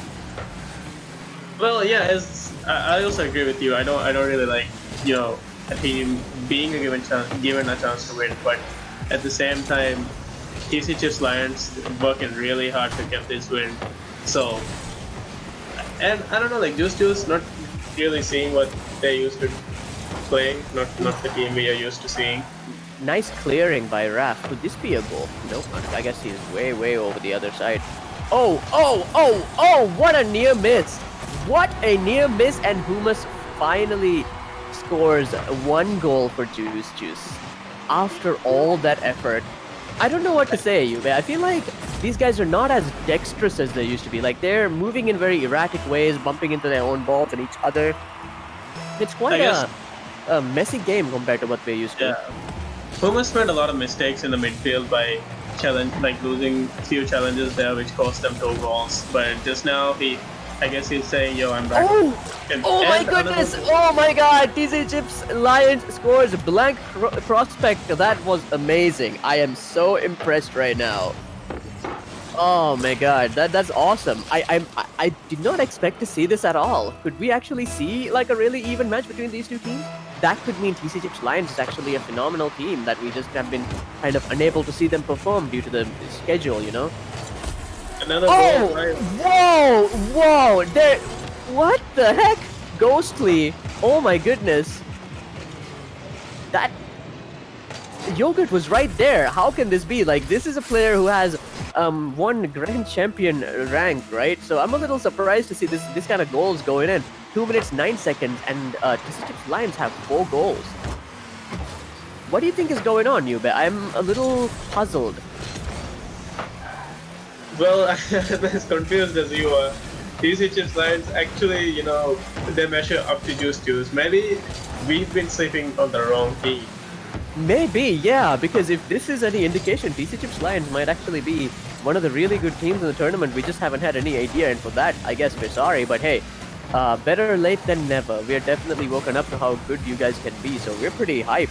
It looks like if TC Chips Lions is able to hold on to the lead for 1 minute 30 seconds, they'll be able to take the second game, which puts them on equal footing with Juice once again. Raph now trying to create an attack. The TC Chips Lions team also, I'm noticing the teamwork is quite good. I don't see a lot of double commits. I don't see a lot of like players stumbling over each other as well. I mean, they have a lot of confidence currently, and that really eliminates the chance of double or triple commits. Mostly, those type of commit comes because you can't trust your teammate to make it clear all the goal. But Right, currently, so you're they nervous have- and you want to make sure Yeah. that someone's there, right? Yeah, they're brimming with confidence, and they have been capitalizing on every mistake Juice has made. Yes, and what mistakes they've been. Some of them were very unexpected. The kind of mistakes that I expect to see from some of the other teams, some of the more newer amateur teams on this tournament, which might be harsh words coming from me, but I do mean it well. But hey, there's still an opportunity for Juice to do something here. 30 seconds remain, and they do have a 1-game win advantage. Oof, what a beautiful attack there by Ruff, but it was immediately stolen away by TC Chips Lions. This seems to be an extraordinarily high level of play. I'm very, very shocked, quite frankly. Like, what's happening with Yogurt? What's going on with Hummus and also Raph? Okay, the clock has reached 0 seconds. What's going to happen now? Yogurt now taking the ball towards the goal, but the defenders just knock it out of the way, and TC Chips Lions unexpectedly takes game 2. All right. So, Yube, let's take a look at these stats and see where both teams landed. What do you think? Well, honestly, Juice made a lot of mistakes in this one, conceding a lot of goals because they kind of lost challenges in the midfield. Hummus particularly messed up a lot, but then again, he started making up for it as the game went on. I don't think in the next match they'll repeat these mistakes, and we might see Juice playing at their full potential, because TC Chips Lions kind of drove them into a corner, and they're not gonna, start throwing right now, because they won one match against one of the top tier teams, so they're gonna be brimming with confidence and still trying to make more goals happen. If it were me, I'd be hella nervous, because now that I have 1-1, I feel like I would have lit a fire under the opposing teams, under their seats, and they would just be gunning for me. But hey, maybe TC Chips Lions will actually feel calmer and more like they're still in the game, which they absolutely are. Now that both teams have won one game each, they're on equal footing, and we're going to be playing game number 3 as soon as things are set up behind the scenes. You're watching Dhiraagu Supersonic by Glitch Gaming. This is day 10, match 2, a Group A match between Juice and TC Chips Lions. Juice considered to be one of the top teams in the tournament right now, and TC Chips Lions proving to be a surprise hit. So I am very excited for the next one. As soon as the tech team is ready, let's just jump in. I guess they are. So we'll be jumping into it with 5 minutes on the clock. And 3, 2, 1, let's go. Immediately, Raph sends the ball into the TC Chips Lions side. The aggression of Juice, I guess, seems to be back. But the defense is also pretty good, so I don't think it necessarily accomplished anything. The Raph now trying to clear the ball along with Yogurt. Raph has very, very good setups for Juice. Normally, he's the one who sets up most goals. Ooh, that was unlucky. That was just real bad luck. My goodness! TC Chips Lions scores the first one again. Right off the back of this unlucky shot by Raph. The ball just goes all the way over, and poor Yogurt was just a split second too late. And 4 minutes, 25 seconds, and we have our first goal for TC Chips Lions. Like, I'm sitting here with my jaw dropped right now. I cannot believe what I'm seeing. Wow. What a stunning upset. Ghostly taking the ball dangerously close towards the Juice side of the pitch. Hummus challenging him, and Yogurt's trying to clear the ball. Raph as well, but the TC Chips Lions defense is apparently trying to do something about it, and I think they've sent it back. Nope, it's back again. Hummus now waiting to receive, but I don't think he got the touch he wanted. He might have been bumped. Raph stopping Prospect from taking it forward. Raph now heading towards the goal. There's an empty goal there. Yogurt shoots, and oh, another attack by Ruff and another near miss. That was just bad luck that time. Ghostly. They're returning the ball once again to this side. Ghostly intercepts, and blank Prospect now. Oh, Ruff trying to dribble the ball, taking it away, passes it off to Hummus. Hummus taking it towards the goal, and Hummus scores the equalizer. That seemed almost easy. I don't know, he made it look real easy. Like, take a look at that replay. What do you think, Yube? It seemed like a very casual goal. Yeah, I guess Juice is getting back on the groove and, doing what they do best. Just now, TC Chips Lions kind of conceded that one without, they were waiting for the ball, I guess. Didn't really challenge Hummus. So, yeah. It was a very strange thing. I wonder why those players were so disoriented. But in any case, Hummus now trying to set another one up off the backboard once, twice, and they're trying to clear it. But nope, Yogurt is there to make trouble for TC Chips Lions. And the ball once again goes back. Yeah. Ref is setting up really well for Hamas. Like as you might have noticed, he kind of disoriented the defenders just now.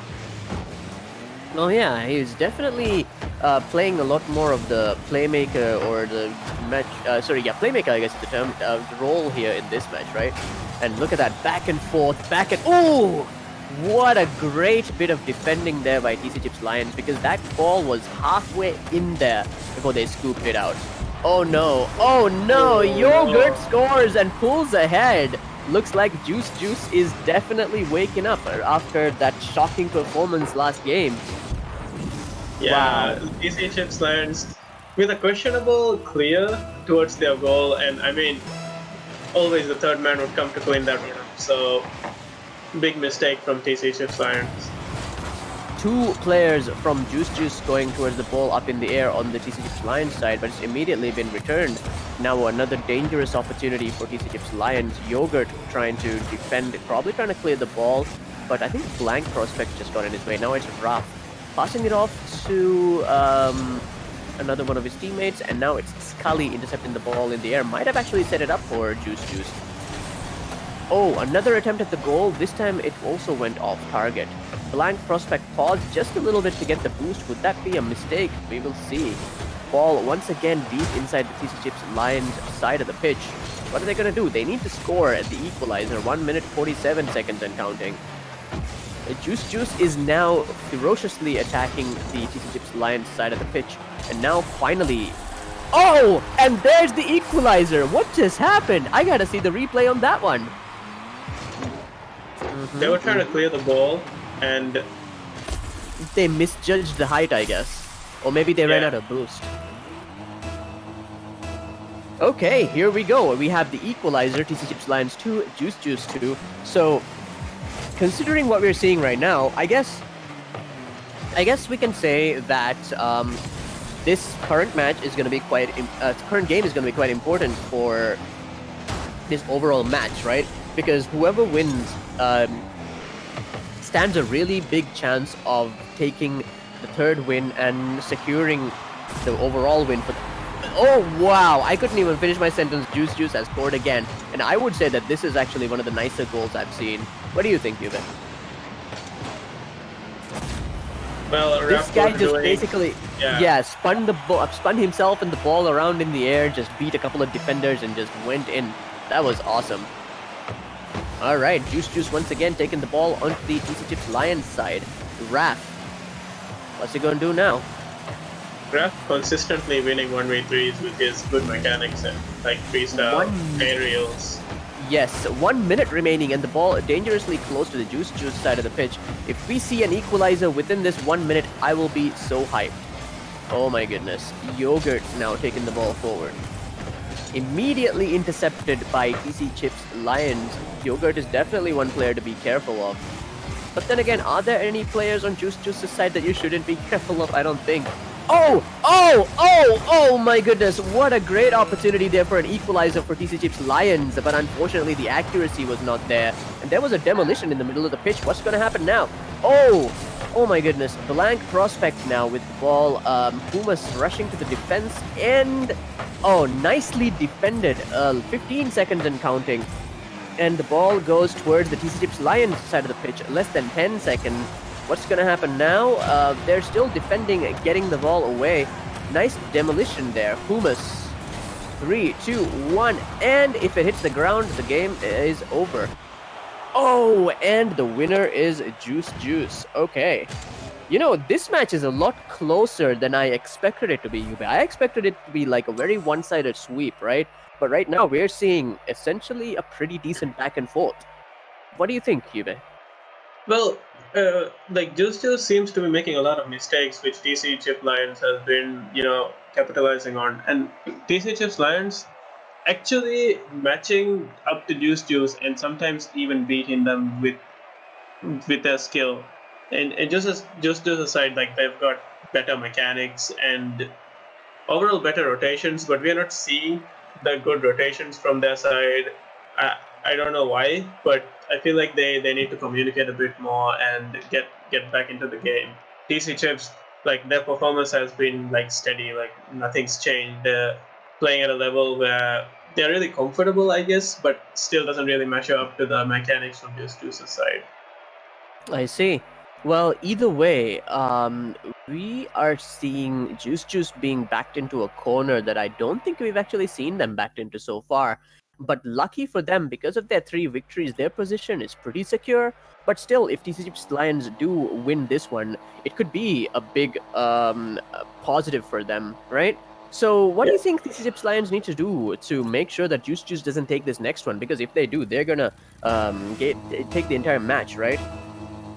Well, so far from Juice's side, Raph has been the one carrying the team on his back, so maybe shut him down, maybe boost up them, and and take notes from Juice's like tactics and try to bump into the defense, like how they do it. So a lot of opportunities and a lot of tactics they could use, and it would be really interesting if they tried any one of these. I am definitely looking forward to seeing what trick they will pull out of their hat, to be honest with you. I am so surprised by the performance of TCG's Lions that I think they've actually made me a low-key fan of them right now. So I would really love to see them do well. So anyway, we have once again Kickoff, and Blank Prospect kicks it off with the first goal, 4 minutes 15 seconds. What do you think of that one, Yube? Can't say much. The third man just waiting for the ball to drop into the goal, not really challenging, or maybe he wasn't expecting that one. Yeah, that could definitely be something as well. A play so unorthodox and weird that he just wouldn't even prepare for it. But hey, whatever works, right? But anyway, we have Kickoff once again, and both teams are still going at it. TCG's Lions especially need to win this one no matter what. Ooh, a near miss for Juice, and another near miss. My goodness, Raph was just right in front of the goal, but unfortunately did not have the momentum to make anything happen. That was very lucky. As I was saying, TCG's Lions absolutely need to win this particular one to stay, this particular game to stay in the match, right? But if they lose, Juice takes the win, their 4th win if I'm not wrong, and if TCG's Lions wins, it means that the score becomes 2-2, so the next team takes it. Whew, ball once again back near the Juice side. Scully now sending it up into the air. Yogurt trying to send it away. I have this feeling... Oh, Ruff now taking the ball towards the empty goal. Blank Prospect on the defense. Humus, they're waiting. What is going on? Is everybody confused? Ghostly trying to clear the ball. Yogurt returning it. That was kind of a strange situation. As I was saying, Yube, do you think that perhaps TCG's Lions would have a better chance of scoring if they actually used, if they actually avoided using the backboard? Because Juice seems to be really defending it very well. Yeah, Juice has a really solid defense and really strong, like they protect the backboard at any cost. So maybe not go for really direct plays, but indirect ones, maybe dribble the ball and smart the defenders on their side, or maybe go for a bump play which kind of disorients the defense and leaves the goal wide open. I think that ooh, Juice with the equalizer. Sorry, whatever I was thinking just fell out of my brain. Anyway, there's our good friend Yogurt scoring. Okay, we're not really friends, but we've seen him play a few times. If you feel like we know him. Anyway, 2 minutes 24 seconds on the clock, and we have Kickoff once again. Wrath now. TCG's Lions needs to do whatever it takes to score at least one goal and keep holding on to that lead, right? Because if they lose this one, it is Juice's match. Oh, what a great bit of defending. That was just incredible. I don't know if it was luck or not, but I mean, talk about being in the right place at the right time. It wasn't much of a double comment from Juice's side. Oh, nice even though deal. He was boosted up, he could have made something happen there. It's like these guys, even though they're winning, maybe because they've not really been in that position. Oh my goodness, what a nice save. I thought that was a goal for Blank Prospect. I was immediately like ready to shout goal, but nah. Anyway, as I was saying, maybe it's because they haven't been in this position so much that they're having a little trouble dealing with the pressure. Do you think? Because maybe sometimes when top teams are in this position, they don't really know what to do. Do you think that could be a situation that's coming up? That could be, but at the same time, You don't get to be a top team without Yeah. really climbing up from the bottom, right? Oh, look at that. Yogurt just rushing towards the goal. But, oh, another attack. Oh, and 3! After all that, okay, fine. A goal went in. I gotta say, after 3 players attacking thrice, something's gotta give, right? But at that point, I don't even know what to say. TCG's Lions are putting up a hell of a fight.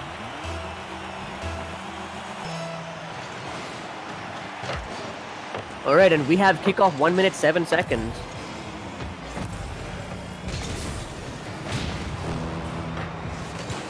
One minute remaining for TCG's Lions to pull out everything they've got to make sure that they pull that equalizer. They pull off that equalizer, right? Okay, double commit there on the defense, but maybe things won't be so bad. I don't know. Pumas now making a lot of trouble for TCG's Lions on the back end of their pitch.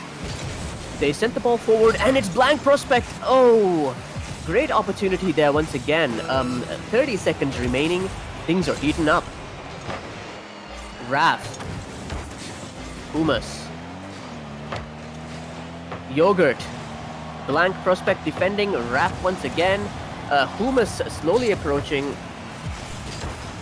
There's a lot going on. Blank prospect once again sending it back. Humus returning it.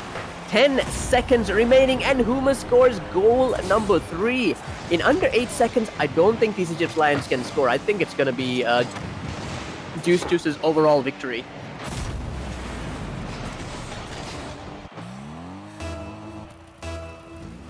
Yube, what do you think? This is a kind of stunning upset, right?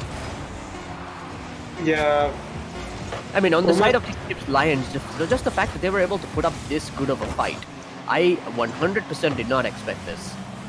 Ref and Humus really putting in the work for Juice currently, and you know that's how they got this one in the bag. Like as the match went on, Humus kind of decided, Ref's not the only one who's gonna be carrying this match. Yeah, Yeah, very true. A lot of whiffs this time. I don't know why. Maybe he's a bit off the game, but Juice not playing to the expectations we were hoping for. But it was a good match in the end. I think that it was TCG's Lions that really made this particular match spectacular or stand out, right? Because Juice, we usually expect them to dominate, so to see them not dominate is actually a little bit more exciting. That being said, that was Juice versus TCG's Lions, the second match of the night, Group A match. Juice win 3-1.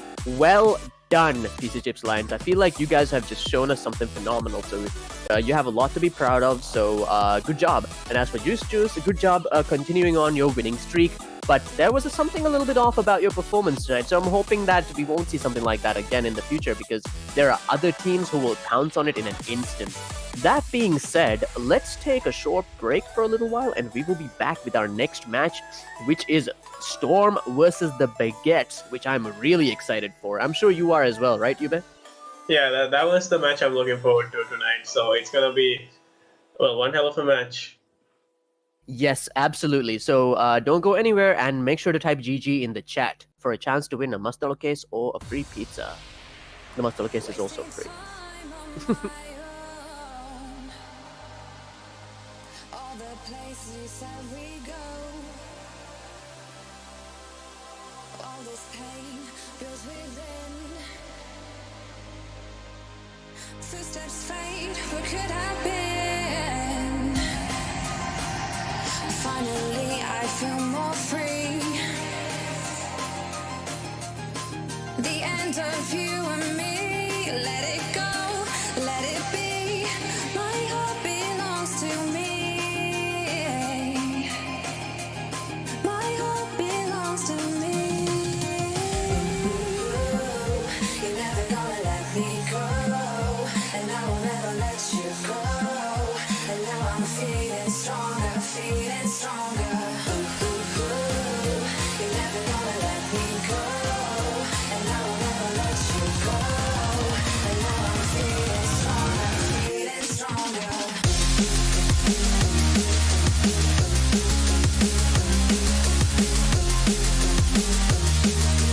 Feeling stronger, feeling stronger.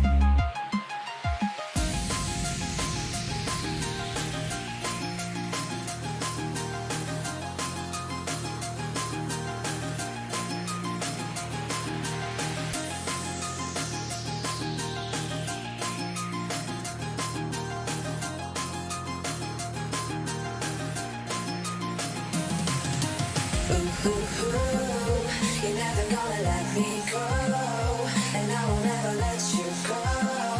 And now I'm feeling stronger, feeling stronger. You're never gonna let me go, and I will never let you go. And now I'm feeling stronger, feeling stronger.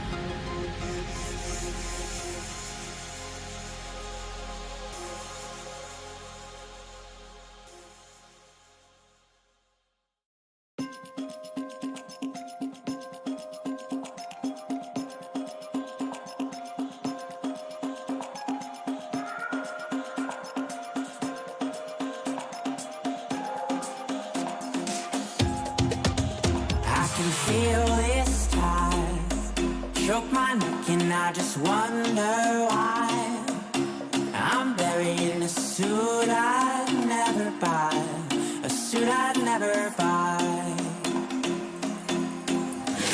Cufflinks on my wrist, I can't act surprised when the shovels hit dirt in the earth. Did they start to die?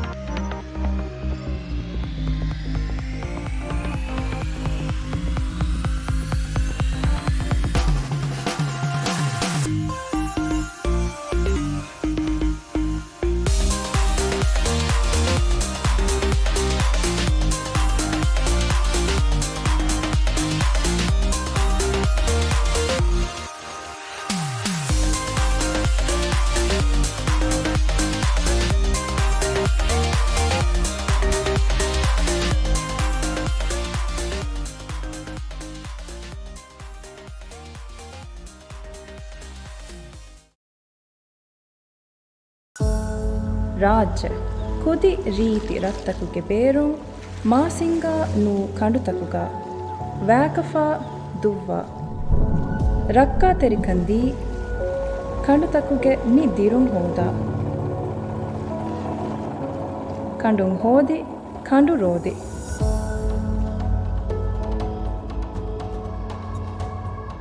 ಏರುಗೆ ರಾಹ ಮಾಂದು ಮಸ್ತಳು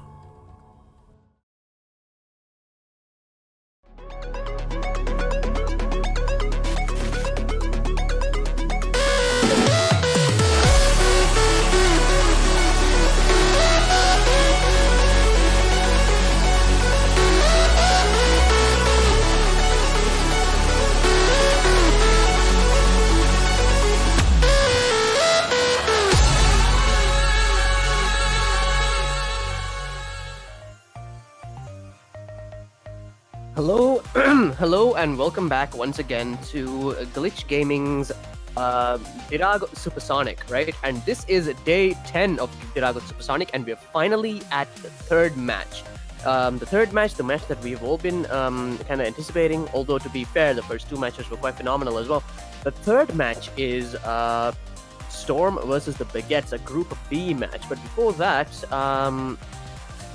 first of all, a big thank you to our sponsors, and then I'd like to ask you, Bet, what you thought about the previous match. Let's get a little bit deeper into that. We can talk a little bit more about Juice versus TC Chips Lions, and I think we've already talked about Switch Tactics versus KUIS Esports to quite like a large amount. So let's go Juice versus TC Chips Lions. What are your overall thoughts now that we've had a little time to think about it as well and just process what it is that we've seen? Well, that was a really interesting match. That was a match that we thought Juice would dominate as they normally would. But we saw a really disoriented team, and TC Chips Lions not a pushover themselves, even though Juice was like disoriented. They played really well and they capitalized on a lot of mistakes Juice made. And they even got a win against a really top tier team and possibly a grand finalist competitor. So hats up to TC Chips Lions, and well, overall, a really interesting match. I totally agree with you there. I think that from our perspective, we were expecting basically a perfect sweep or a clean sweep, right? We were expecting that Juice would actually just dominate over TC Chips Lions. And the fact that not only was it, like something of an evenly matched game, the fact that they also ended up taking one of the games from Juice just proved that TC Chips Lions, maybe we've been sleeping on them, that we've been underestimating them, that they've got a lot more to show. But anyway, moving on from that to the next match, though, we should kind of build a little hype for this one, I think, right? The next match is going to be Storm versus Baguettes Group B, right? So, Yubib, why don't you tell everybody why we're so hyped for this match? And I'll talk about a little bit about the match history after you're done. Well, the Baguettes is one of the strongest teams we've seen so far, and they have not yet lost a single match, I think. And currently, they stand at the top of their group and is qualified to go to the knockout stage, if I'm not wrong. And Storm is also considered to be the second strongest team in that group, and currently we are seeing two teams that could possibly go to the knockout stage together and possibly win a lot of matches there, and that's why I'm really excited. And the Baguettes so far has never disappointed us. That's what I would say. I totally agree with you. So let's take a brief look at the match history of both teams. I'm going to start things off with the Baguettes, all right? So we saw the Baguettes play on the very first day of Dhiraagu Supersonic, and it was the second match against Legacy Esports, which they took in a perfect sweep, right? And then we had the Baguettes play against Vandal on day 4, another perfect sweep, yeah? And then after that, I'm just taking a look through my notes right here. I don't think we've seen the Baguettes since then, right? I think they've played 2 matches so far. Yeah, Both. and they have both been 2 wins, right? But on the other hand, Storm though, Storm we first saw on day 2 of Dhiraagu Supersonic. They went up against Profat's Elite, perfect sweep. Then we saw them go up against Legacy Esports, perfect sweep. And then they went up against Vandal, again, perfect sweep, right? So now after all that, the Baguettes on one side with Storm on the other, this is considered to be like a clash of the titans in this group, basically, right? I think that this is going to be like one of the more intense, one of the more evenly matched matches. At least I hope I am. At least I hope it is going to be. So overall, Yube, what are your expectations going in? Do you think that either Storm or the Baguettes like maybe stand a better chance of winning? Do you feel like one team might have like a glaring weakness or something to look out for going forward? Like, what are your overall thoughts? Well, honestly, 2 teams are really solid, and I'm not sure which team I would say have like a weakness or anything, because the Baguettes is really solid. Like, they have a really, really strong offense and a really strong defense. On the Storm side of things, maybe they don't like. I'd say they seem to be the weaker team, but as we've mentioned before, even though we thought TC Chips Lions would lose really badly against Juice, they fought back, and they gave really nail-biting matches. So I could be wrong, and Storm could show one hell of a match. Here's what I'm hoping, right? I want these 2 teams to take each other on, and I want it to be like a 2-3 kind of match, right? Where the winning team wins just on the very... Oh my goodness, I sneezed just now, my bad. Anyway, the winning team wins with just like a very narrow margin that, you know, whichever team that takes the match, it takes any games also ends up like kind of doing it with the difference of a very few goals.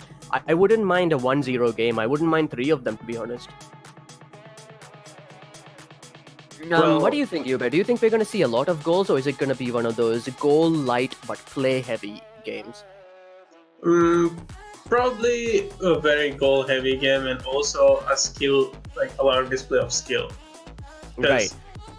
Baguettes are known to be a team really good at scoring, if I'm not wrong, and Storm also brings in a lot of like goals as well. Well, I just heard that both teams are ready to go, so I'm super hyped. Let's just get into the match as soon as possible. Baguettes versus the Baguettes versus Storm Group B on day 10, the 3rd match of Dhiraagu Supersonic. So I'm excited. As soon as the technical team are ready to patch us in, we'll be going there live. So let's see how things go. Here we have the Baguettes and Storm on both sides of the pitch. Players like Ghost and CZ just getting ready to probably tear the pitch apart. Anyway, 5 minutes on the clock and we have Kickoff. Immediately, CZ sending the ball for Storm into the Baguettes side of the pitch. Oh, what a great opportunity! Whoa! Whoa! I ain't scored the first goal for the Baguettes in a very unexpectedly empty goal. Like, what was going on there? I guess the 3rd man from the Baguettes side was not expecting, like, he took the boost and he was going to set up at the goal, but he was too slow, and Storm already made the attack. Void Vicer had actually been going for the defense just then, but he was just a little bit too slow. Alright, now the Baguettes on the retaliation, heading towards the goal, defended by Ain't, the very same player who did score, so that's kind of interesting. Another attack, another bit of defending by Storm, and now Rusty trying to set something up for his team perhaps, but the team, the Storm defends. And once again, the Baguettes creating an opportunity. Ooh, what a near miss. These are just really furious attacks. I'm very happy to see them. Another attempt being made now by Storm. 4 minutes 18 seconds and counting, and the Baguettes might be in trouble right here. They might see their winning streak ending. Storm might end up being too perfect a Storm for them. Ain't now heading towards the goal once again. The defender bumps not only him, but also sends the ball spiraling into a completely other direction. CZ now steals the ball away from the Baguettes. Ooh, nicely done. That was a near miss for Storm, and then CZ just sealed the deal. What is happening with the Baguettes? Do you think that they need a little bit of time to wake up, or do you think that maybe they're just letting the pressure get to them? Maybe we hype them up too much. Well, yeah, I feel like this is the first time the Baguettes is also meeting up against a team of the same caliber as them and currently not knowing how to react to it. Like, oh my goodness. That was Yeah. almost a goal. That ball was in that goal before somebody scooped it out. That has got to be some top tier defending.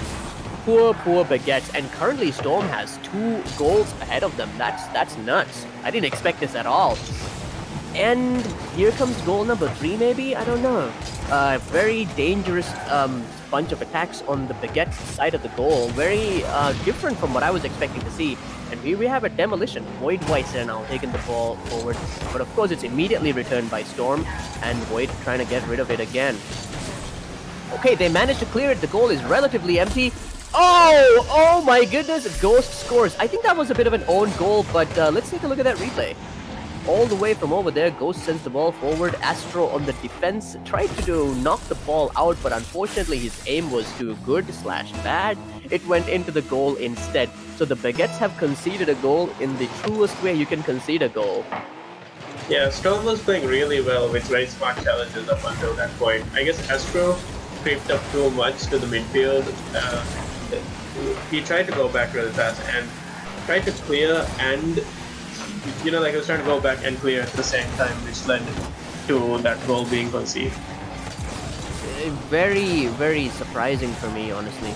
But in any case, the Baguettes now seem to be very much like they've got a lot of pep in them once again. It seems like they're trying to do a bunch of attacks and trying to score a bunch of goals. That was a dead ball in front of the Storm goal, which was a very scary place for a ball to be. But anyway, Ghost now going towards the ball, but Storm with a pretty good defense. I think that these guys are trying to set something up, but the pace of everything seems to be rather slow. Do you think that's a tactic, or do you think that these guys are just taking a little time to wake up?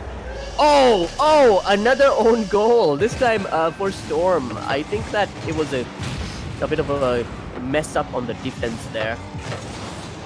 Oh, Yeah. unfortunate. 2 minutes 9 seconds, 3-1, Storm winning over the Baguettes. Maybe our whole tier system needs to be completely redefined. I feel like this isn't at all what we were expecting to see. Yeah, clearly not what I was expecting. Oh, Ghost with the second goal for the Baguettes, and what a nice goal it was. Yube, what do you think of this one? Well, Esther tried to redirect the ball, but the Baguettes already really, they were really waiting for that, and two players on the Baguette side was ready to receive. I feel like Astro now has twice conceded goals on the defense, and that's something perhaps for Storm to think about. Maybe they should just put Astro up in the front where he can try to score. Oh! Ghost with the equalizer, 1 minute 48 seconds. Amazing. Anyway, as I was saying, maybe Astro should go up in the front where he can make a few more attacks. What do you think about that, Yube? I guess that would be a good tactic, but as the rotations goes, normally the third man is not given to a certain player. It's to the person at the most favorable position. And Fair Astro, enough. Yeah, it's just that, he did club the goal twice, so... Oh! And the Baguettes now having the ball sent onto their side might be a dangerous moment here. 1 minute 30 seconds and counting, and 3-3 on both sides. This is quite intense. I am genuinely not sure who's going to take the first game here, who's going to draw first blood as the term goes. It could be either one, honestly. Alright, now Astro up in the air, trying to clear the ball, and he successfully does so, but the ball is stolen away by the Baguettes and sent right back. Then they send it back again, after Storm tries to get rid of it. It's just the literal definition of a back and forth right now. 1 minute remaining, and CZ now is dangerously close to the Baguette side of the goal. And he even demoed one of their players. But unfortunately, the rest of is slowly building up momentum as the match goes on, getting comfortable and getting into their play style. Meanwhile, Storm's been breaking it since the match started. I wonder, and this is just me asking as a spectator, what do you think it takes for most players to really get into form when a game begins? Do you think that it's different for different players, or do you think that there's a thing that you can do or a mentality to play at your best? Because, I mean, these players we've seen them play a lot better than this, and we've also seen them play a little bit worse than this, right? Ooh, nice attack and nice bit of defending there by Storm. Oh, Ghost winning, scoring the 4th goal with just 10 seconds on the clock. He's been the goal scorer for Baguettes this whole match, and yeah, I feel like he's been very strong. Yes, continue. And mostly he finds goals in the most honest angles, and Storm, like, I guess they're not expecting it to be a goal, but it ends up being a goal. Carrying on the spirit of Usopp, I suppose. Oh my goodness, great attack there by Astro. Oh, attack after attack, and the Baguettes take the first one 4-3. Okay, I still think Storm is very much in the game. We did not see any like play or like tactics on their side that we can consider to be weak, right? So I don't know, Yube. Let's take a look at these stats and let's see what they can tell us about what we just saw. What do you think? Well, normally we see Rusty from the Baguettes, being the front line and the most goal scorer, but this time we're seeing Ghost from the Baguette side, and Storm, like, during the first half of the match, they had really good, stable rotation, really making a lot of plays up until the halfway point where Ghost started making a lot of goals because Astro kind of, like, he made a mistake which led to the Baguettes getting 2 goals, and from there they got more comfortable, and Ghost just hammering in all those shots, and eventually one of those just became a goal, Yeah, and you can also see, interestingly enough, that each member of Storm has scored at least 1 goal, so that's kind of cool. And I8 has been saving a lot. He's got 4 saves. In any case, just to remind everybody, this is day 10 of Dhiraagu Supersonic, and we're watching the 3rd match of the night. A Group B match against where the Baguettes are going up against Storm, and both of these teams are teams that we currently consider to be top-tier teams in the tournament based on their performances. Storm has been, like, sweeping their way to the top of the group so far, and the Baguettes have also done the same. So this is, as far as Group B is concerned, the top of the top. But in any case, we have Kickoff once again. It's easy. Defended away by the Baguettes. Storm really coordinated with the pass plays there. And lovely goal by Astro, I think. I would love to see the replay on that one. Oh, demo there. Maybe that's one of the reasons why the goal was facilitated. Yeah, the demo really took out the clear from Baguette's side. Yes, and it also made it so that even if they got the boost at the, on the side there, they couldn't make use of it at all for any defensive purposes. So that was a very cleverly timed demo. All right, Rusty now for the Baguettes. Honestly, I don't know where Storm generates this instant offense from. It's really interesting how the match starts and they're already on this oppressive offense. Yeah, they seem to be very good at it, right? Almost immediately, without any hesitation, without any time to warm up, they're just attack, attack, attack. But at the same time, they're also not bad at defending. I mean, look at this. These guys are just making clears into setups. Oh, nice! Or is it... Wait, that was a big mistake on Baguette's side. I think they bumped into each other, which kind of stopped the defense from being effective. I thought it was like an opposing team member, but unfortunately it wasn't, and I ain't managed to score the goal for Storm. Rusty came back really fast and then he just bumped into the 3rd man, which led the goal being wide open. Poor Baguettes. It looks like you guys are not doing very well. 3 minutes and 56 seconds on the clock, and they're still counting. Oof, 2 great attacks by the Baguettes against Storm's side of the goal, and both of them were defended against. Oh, another great opportunity there. Rusty. Voidweiser taking control of the ball, but concedes it to Storm that sends it towards the goal. Nice setup, but the defense holds, and Storm once again attacking through Astro. The Baguettes desperately need to clear the ball right now, but Astro... Oh, an interception becomes a goal. That's not something you see very often, is it? And I think he also bumped into the Baguettes player just then, right? Kind of sent him flying. Yeah, I mean, 3 defenders on the Baguette side, and he still made it happen.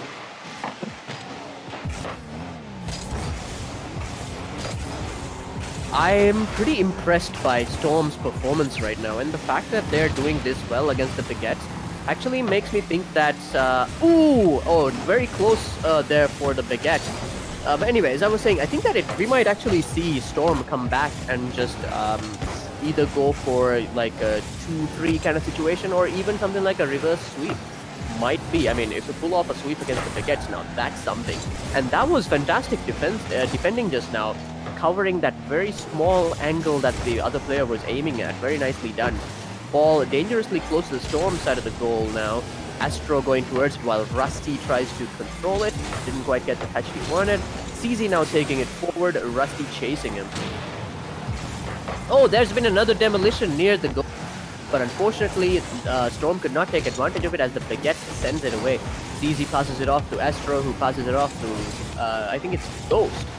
And Ghost now trying to create an opportunity, bounces it off the backboard for his teammate. And, oh, that could have been a goal. But the accuracy was not there. And another attack misses. 2 minutes, 11 seconds and counting. And the Baguettes are starting to look like they're in trouble. They need to score 3 goals against Storm right now to catch up. And currently they stand at 0. I think this might be one where Storm ends up taking the win. It doesn't seem like the Baguettes can just turn things around so easily. What do you think, Yuben? I still have hope for the Baguettes. I feel like they can make a good comeback if they could stabilize the rotations and clean up the comps a little bit. Great challenge there by the Baguettes. I'm thinking maybe, you know, the smart play would be to concede this one and try to get the lead on the next one. But then again, why would you give up when you still have the opportunity, right? Ooh, another opportunity created, but there wasn't anybody, second man, I should say, to take advantage of it. Void Weiss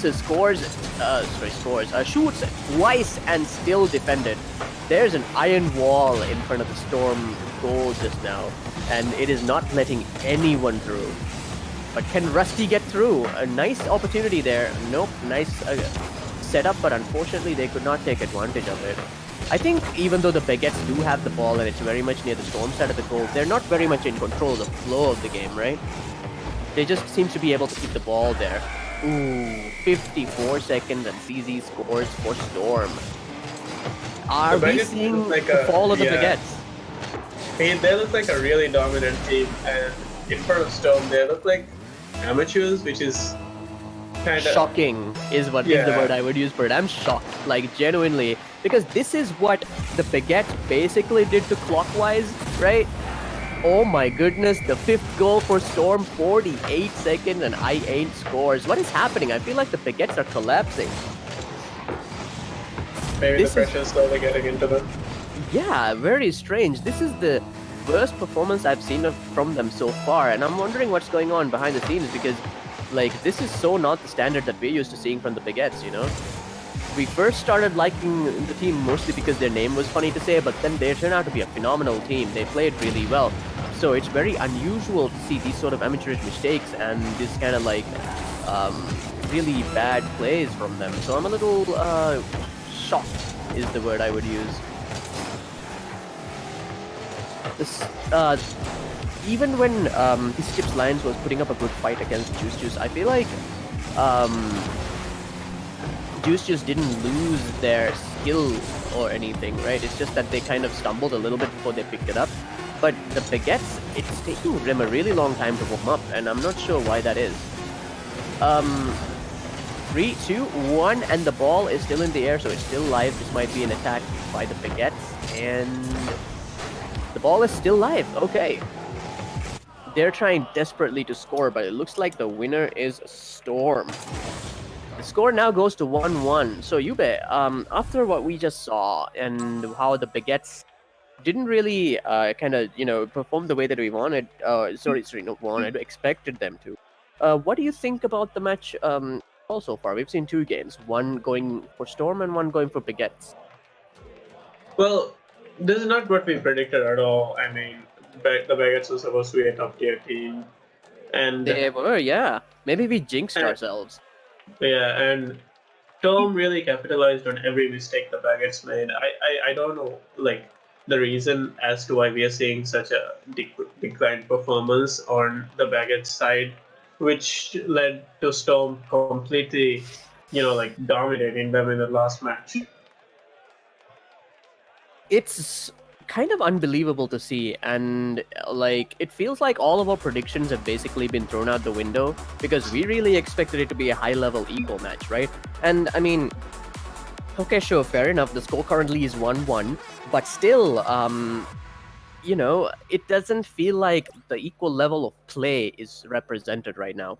In any case, as soon as the technical team is ready on our side, we'll be ready to jump in as well. You're watching Day 10 of Dhiraagu Supersonic by Glitch Gaming, and this is the third and last match of the night. Storm versus the Baguettes for Group B, for dominance of Group B, I should perhaps say. I think they're still setting things up behind the scenes. So let's take this moment to actually ask this question. What do you think the Baguettes need to do now to get out of this situation? First thing they need to do is, you know, currently they're making a lot of mistakes they shouldn't. Maybe fix up the communication and try to be more composed, the second switch tactics, even though they're under a lot of pressure. I've noticed that switch tactics, as you mentioned. Oh my goodness. The Baguettes immediately, 1 second into the game, have scored a goal. Bruh. Like, what do you even say to that? That's beautiful. Come on. Welcome back, Baguettes. All right, yeah. I am here to see it. Another goal by... What the heck? That was 2 seconds after the first goal. Is this like some sort of, how to say... like conceding goals or what? Or are they just slow to react? Maybe there's a ping issue on Storm's side, I'm not sure.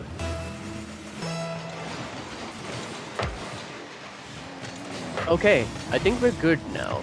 Looking at the chat that we see in the corner, okay, everybody seems fine, so Baguettes have 2 goals extra. But anyway, we now have the match started proper. Ooh, what a near miss there for Ghost. Okay, we're back to this screen. I guess that means that they're setting stuff up behind the scenes. So in the meantime, we can just kind of talk a little bit and discuss some of the behind the scenes stuff about both of these teams, right? So as I mentioned before, so far Storm has been doing really well. They have a perfect sweep against Prophet's Elite. They have a perfect sweep against Legacy Esports and also against Randall.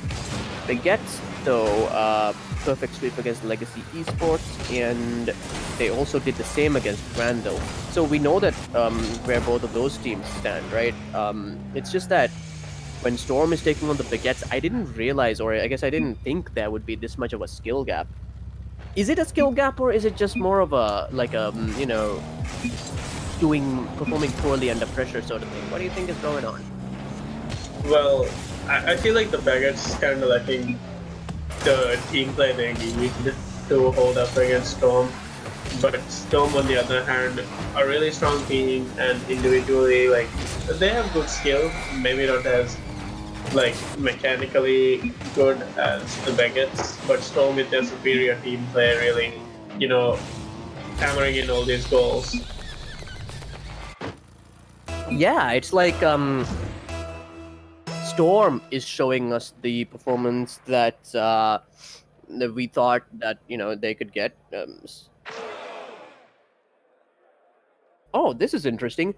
I'm now getting an interesting note from behind the scenes which says that we will be restarting that last game where the Baguettes scored twice from 0-0, because apparently there was some ping issues which prevented one of the teams from performing at their best. So that's probably what was going on. And while that happens, just to remind everybody, this is Day 10 of Dhiraagu Supersonic by Glitch Gaming, and this is the last match of the night, a Group B match where Storm takes on the Baguettes in a best of 3. Okay, I've gotten some new information that amends my previous statement. So they're not going to be starting 0-0. They're going to be starting 1-0, with the Baguettes having scored 1 goal, the one that they scored before the first, within 1 second, right? And the time that they're going to be resuming from is 4 minutes 56 seconds. So there's a lot. There's honestly not a lot to talk about at this point, mostly because I feel like we've really covered both teams extensively along with their history. I'm just really excited to see the match set up and to see these teams play, because this is a match that I've been wanting to see ever since, I think, night 2, right? Because day 2. So day 1 we saw the Baguettes, day 2 we saw Storm. So ever since we knew that both of these teams were on the same group, we've been wanting to see them clash. But now that they finally have, I feel like it's not at all going the way that I expected. And Yeah, I'm not really sure I know why. The Baguettes kind of faced against low tier teams, that Storm is a team that is on par with the Baguettes, so that could be one reason why what we're seeing tonight. Most definitely. And I just hope that the Baguettes are able to, stay in the game, stay competitive. Like, sure, they may stand a really good chance of going to the next round, the knockout tournament, the knockouts part of the tournament, but I wouldn't want them to, lose through mistakes like these and just be so out of their form while they do, right? In any case, take a look at that. We now have the everything set up. There you go. The Baguettes have one goal. That goal that was scored just after 1 second after the match began, and the game began. Anyway, we have 4 minutes 56 seconds on the clock, and we have kickoff. Oof. Nice defending there by the Baguettes. A dangerous opportunity for Storm. Ball now once again heading towards the Storm side of the pitch. Ooh, great defending there. And a demolition. Somebody blew up. Okay. CZ now. The Baguettes still have the ball inside the Storm side, and they try to clear it, but it's immediately returned by Voidweiser. Very narrow angle. He kind of made a shot with a very narrow angle, but unfortunately, I ain't returned the ball and scored from such a great distance. 4 minutes 20 seconds in. Wow, take a look at that. Oh yeah. The Storm are back. Yeah, I mean, it looks like the first one was just, Baguettes getting lucky on that kickoff, but now Storm responding really well. I absolutely agree. And, oh, Rusty scores for the Baguettes. That is awesome. 4 minutes, 11 seconds in. Looks like the Baguettes might be coming back.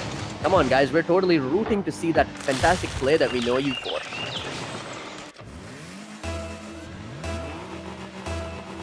Alright, so with 4 minutes, 11 seconds on the clock, we have kickoff once again. Ooh, I ain't scores the equalizer. What a goal. Not that it's beautiful, it's just that it's very basic, in the sense that it's I don't know, it just seems so non-Baguette.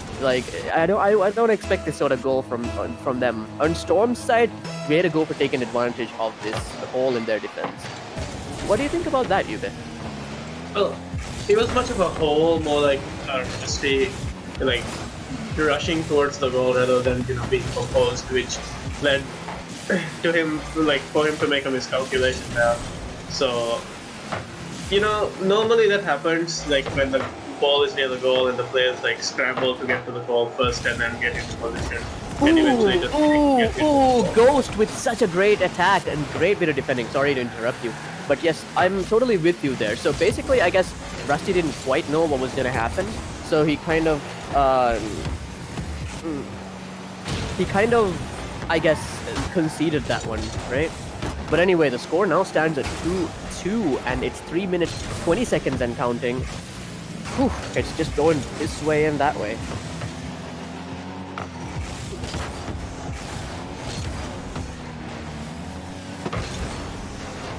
Wow, another near attempt, and near attempt after near attempt. What do you think, Yube? Well, the Baguettes are really hammering it in. Most of the offense, they're trying to control the pace of the game currently. And Voidweiser trying to make something happen, maybe? CZ. I8, who already scored 2 goals for Storm. He's looking really hungry for goals. neither team seem to be giving it up at all. They seem very aggressive. Okay, could this be something? Oh, no, it isn't. It's like, I love seeing this, where one team will just do a lot to set something up and take it all the way towards the goal, but the other team is like, nah. And great defending just makes it so it's probably not possible for them to score. Oh, I think this is a goal. Yeah, I ain't dribbled all the way from the back. He saw that empty goal, and he knew exactly where to put it. 2 minutes, 11 seconds, and Storm have that third goal. Whew. Again with the double comment from the Baguettes, which they're making a lot of mistakes for some reason, and it's always the third man from the Baguettes rushing for the shot. And they lose that one, so they're conceding a lot of goals. Yeah, it's very unfortunate to see, and CZ now sending the ball deep into the Baguette side, but of course the Baguettes return it. Astro and I ain't rushing to the defense. Ooh, could this be an opportunity?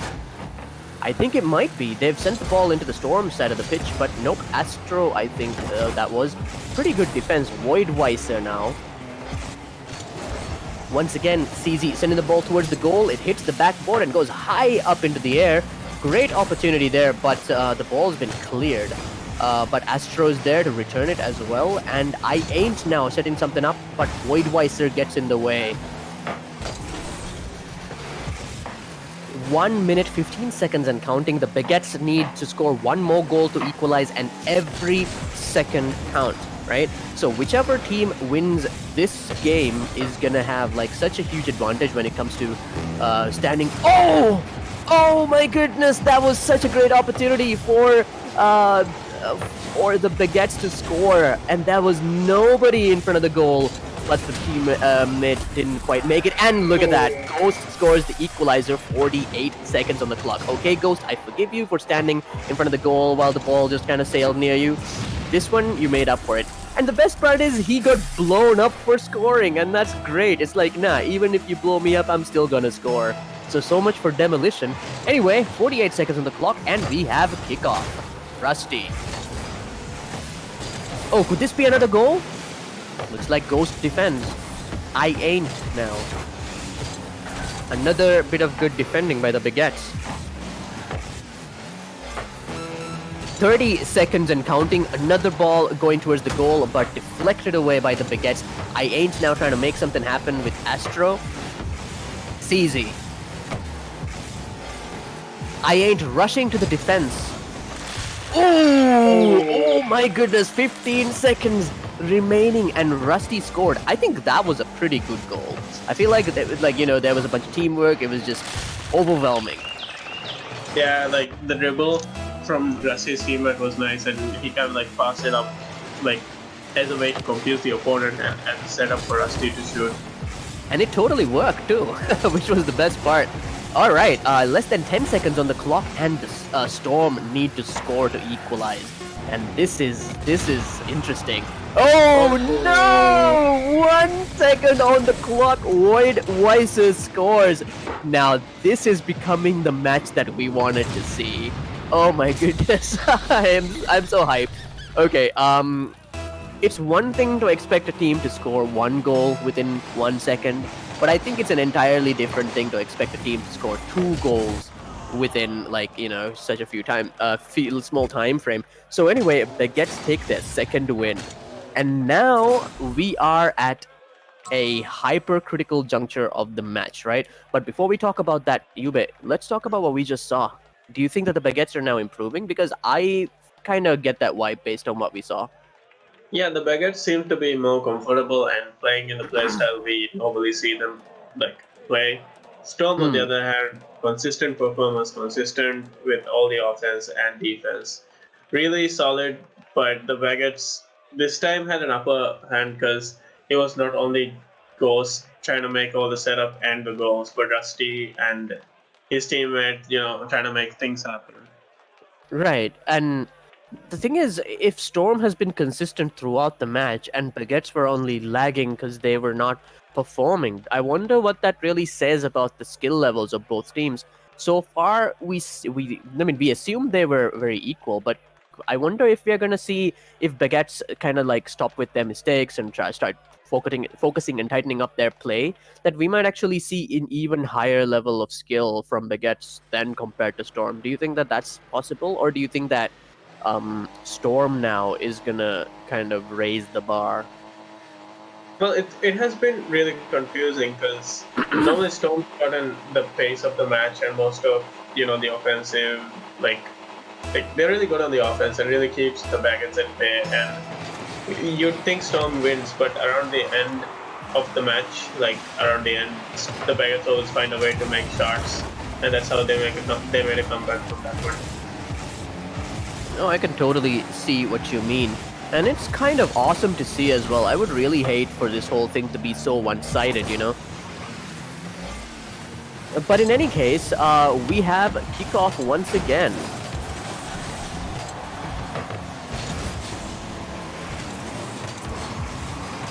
CZ now taking the ball towards the goal, and CZ scores! I guess Baguettes with the overcommitted defense, they really kept the goal open. Yeah, that was not exactly what I was expecting. But hey, you know what? We were going to talk about how important this particular game is to the overall match, so let me just take this moment to do that right now. Alright, we have Kickoff 4 minutes 25 seconds and counting. So basically, if the Baguettes win this game, they win the match. Straight up, right? But if Storm are able to win this one, not only do they equalize with the Baguettes, right? They also, number 2, prevent them from winning, and number 3, rise up to an equal chance of them winning. So I would say that this is the most vital match of this game, and Storm so far have the advantage with a 1-goal lead early on, in fact. But the Baguettes are definitely mounting on more and more daring offenses. So we'll see how long they can keep this lead, or whether the gap will widen in any way. I feel like when the Baguettes start playing like they always do, the goals from their side would start to increase, but at the same time, I can't really say Storm is a weak team or they're not doing anything, because so far they have one goal and then they seem to be really hungry for it. Oof. Alright, so 3 minutes 18 seconds and both hungry teams are just going for it, but so far Storm have done a lot to hold on to that 1-goal lead that they have. Ooh, dangerously close to the Storm goal, but CZ with the defending. Oh, Voidweiser attacking. Oh, another attack and another deflection. Unfortunate for the Baguettes. That can't be easy on the nerves. Ghost sends the ball flying high up into the air. Oh, nice bit of defending there by a Storm. It's just a simple touch. Alright, and now the ball's heading back to the Baguettes side of the pitch. And can you believe that it's still 1-0?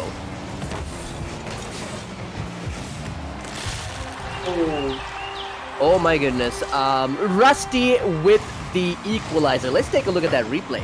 Voidweiser passes to Rusty and... oh, beautiful.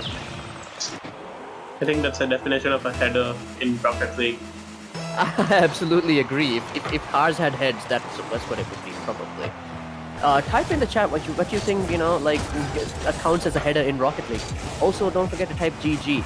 Anyway, 2 minutes 20 seconds on the clock, and CZ attacks. Unfortunately deflected. Okay, now that it's 1-1, we're in a very intense part of the match, I think. Because time's running out. Storm needs to win super bad, and the Baguettes need to win even worse because of the performance that they've been showing so far. So they might actually be looking to end the match as soon as possible. Voidweiser. Could this be an opportunity for the Baguettes? Oh my goodness. That was almost a goal, but unfortunately it just did not quite make it there. Voidweiser now stealing the ball away from Astro. And Storm once again returning it to the Baguettes side of the pitch. Stolen away by CZ, I think. Ooh, Astro going for the ball, and I think he missed that one. I ain't now with a good bit of defending. Doesn't necessarily clear the ball. Oh! Voidweiser with goal number 2. Storm is in trouble. Their perfect streak could be broken right here. That was a nice setup for Voidweiser's shoot. Love it. Love to see it. All right. So, 1 minute 25 seconds. Storm now have to score no matter what. I wonder what it's going to bring out of them. I hope that they don't concede any more goals, because if that happens, then the Baguettes will just easily clean up. And that's, I mean, we like the Baguettes and all, but we want to see difficult matches between top teams. So, anyway. We really haven't seen much from Rusty or Void this match, and it's mostly Ghost on the, carrying aspect of it. But I feel like Rusty and Void is waking up, because, this is a really, really important match for the Baguettes. It absolutely is, and it surprises me that it took this long for them to wake up, because we weren't calling the Baguettes a great team because we love their name, which we do, by the way. But we were just calling them a great team because so far their performance has been so good. So we were shocked to see that they were kind of a little, no pun intended, rusty today. But Storm has been also consistently great. And the fact that they were able to go up against the Baguettes without missing a beat is very impressive in my mind. So anyway, Storm now trying to set up something.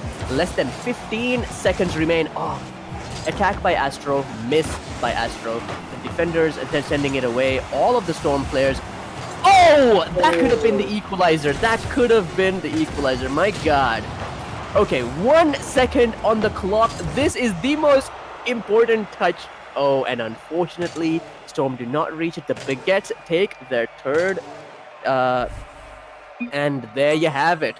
Baguettes versus Storm. We finally have the thrilling conclusion. I can't wait to tell Aksam about this game. That's literally the first thought I had. But Yube, please, tell us a little bit about, what you think of the match, statistically speaking. Well, Storm always, at the start of the match, have the better offensive rotations and most of the pressure, but when the match went on, the Baguettes started playing like how they normally play, and later, as the match went on, White Voicer with a lot of solo effort and Ghost with a lot of setups, and Rusty, helping the team play as hard as they can, really, put the nail into the coffin for them. I'm totally with you there, and Storm, I feel like, showed a brilliant performance tonight. Even though they're the losers, I do not think that they have anything to be ashamed of. I feel like they've won thrice, which is fantastic, and the Baguettes now have won for the third time, I suppose. But the thing is, as far as this game goes, I think, this match goes, I feel like the Baguettes were really on the back foot, right, Yuba? It didn't feel like the same Baguettes that we've been seeing and are pretty familiar with. Storm really put them in a corner for most of the matches, but the Baguettes gets really composed and make something happen before the game ends. That's what we've been seeing so far. I'm just not sure what to make of it. I hope that this isn't a sign that going onwards the pressure is going to get to them or something, right? Because I do consider them to be one of the top tier teams as well. So, in any case, Storm though, what do you think they have to look forward to? Basically, I think we can predict that the Baguettes and the Storm are both gonna be probably the teams that go through from Group B based on the tables and the statistics so far. So, Storm, do you think that there's something that they could have done perhaps to prevent what happened today, or is there anything that they need to focus on or touch up on or to improve upon based on their performance? I mean, I loved them playing tonight, but unfortunately the Baguettes did take it. So what happened? The Storm, is a really solid team with a really good offense and a lot of pressure. They can emit a lot of pressure, but the Baguettes, I'd say they're mechanically better than Storm, so that started to show as the matches went on. And they could make a lot of goals from very odd angles, which really changes the flow of the game. Right. And I guess here's something to think about as well. Do you think that perhaps, think about it, right? So far in our tournament, which is Dhiraagu Supersonic, just a plug. But anyway, we usually see 3 matches, even though it's best of 5. We very rarely see 4 matches and it go on beyond that. Do you think that the level of high pressure like exhaustion that sets in might be affecting Storm as well. Like as you said, immediately after the match started, they were already on their attacking grind, right? So that can't be easy on the players. Well, I would say that this was a really interesting match, which showed us what both teams are really capable of and what we could expect from the knockout stage. And the Baguettes really showing off what it looks like to be more composed as matches go on and let the pressure get to them. Storm showing off a really strong offense. So hats off to both teams for showing like this level of play. Well, that was awesome. I had a great time, and I think we're about to finish things off. But just before we do, let's talk a little bit about all the matches we've seen. Just a short summary, right? So this has been day 10 of Dhiraagu Supersonic by Glitch Gaming, and today we saw, first of all, a Group D match, which is Switch Tactics versus KUIS Esports, ended 3-1, as you can see. And then we saw Juice Juice versus TC Chips Lions, a very surprising match because TC Chips Lions put up a lot better of a fight than I even imagined. And then we moved on to the Baguettes versus Storm. It's kind of interesting today that the games are all 3-1, 3-1, 3-1, right? Yeah, I mean, it looks like they're following a trend tonight. It kind of has a pattern to it, yeah. And anyway, now that we know matches, the one last thing we need to know the results of is the lucky draw, right? So as soon as the technical team is ready, I'm ready to go as well. I've never done a lucky draw before. I've always wanted to do it, seeing how Aksam has a lot of fun with it. So let's see. The lucky draw winner of the Pizza Buona Pizza today is Hussein Irfan Ahmad from Facebook. Hussein Irfan Ahmad. Alright, just to repeat, it is Hussein Irfan Ahmad from Facebook. If you're hearing this and you've well done, congratulations, you've won. So please do contact us and we'll let you know what to do next. But anyway, the assorted Mustalo case winner of today is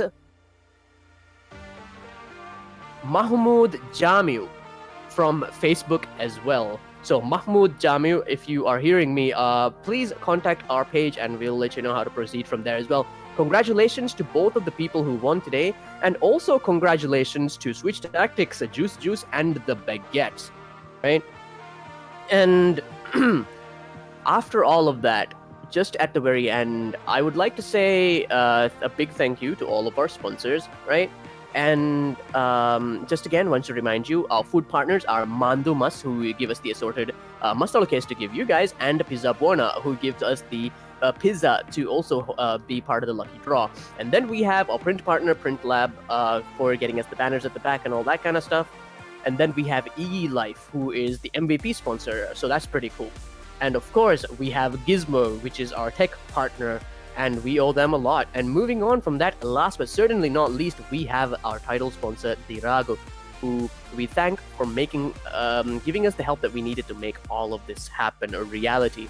Possibility, synonyms. Anyway, once again to remind everybody, this has been day 10 of Dhiraagu Supersonic, a Rocket League tournament, a 20-day Rocket League tournament by Glitch Gaming, and we will see you tomorrow for day 11. I think Aksam should be back by then, but we will see. But in any case, thank you for joining us, and hope you enjoyed it, and we will see you tomorrow.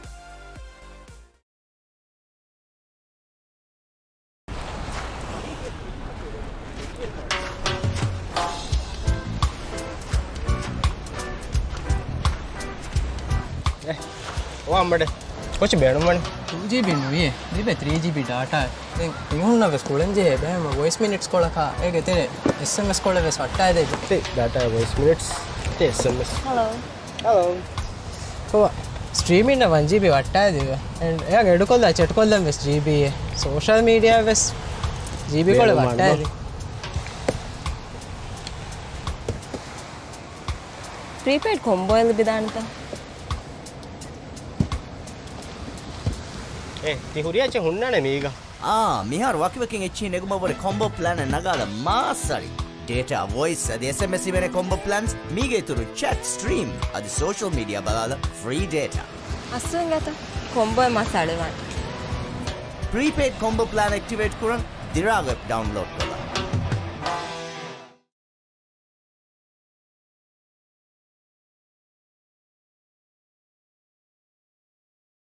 Do this to me. You've been running in circles inside my head. Wasn't looking for love, but baby, I found you instead.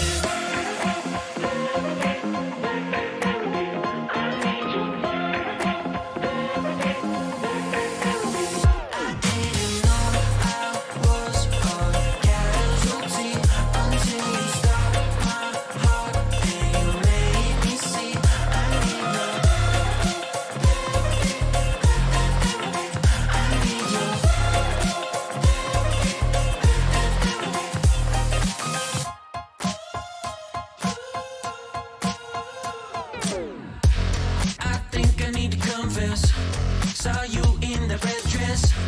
I can't seem to understand how you got all that finesse.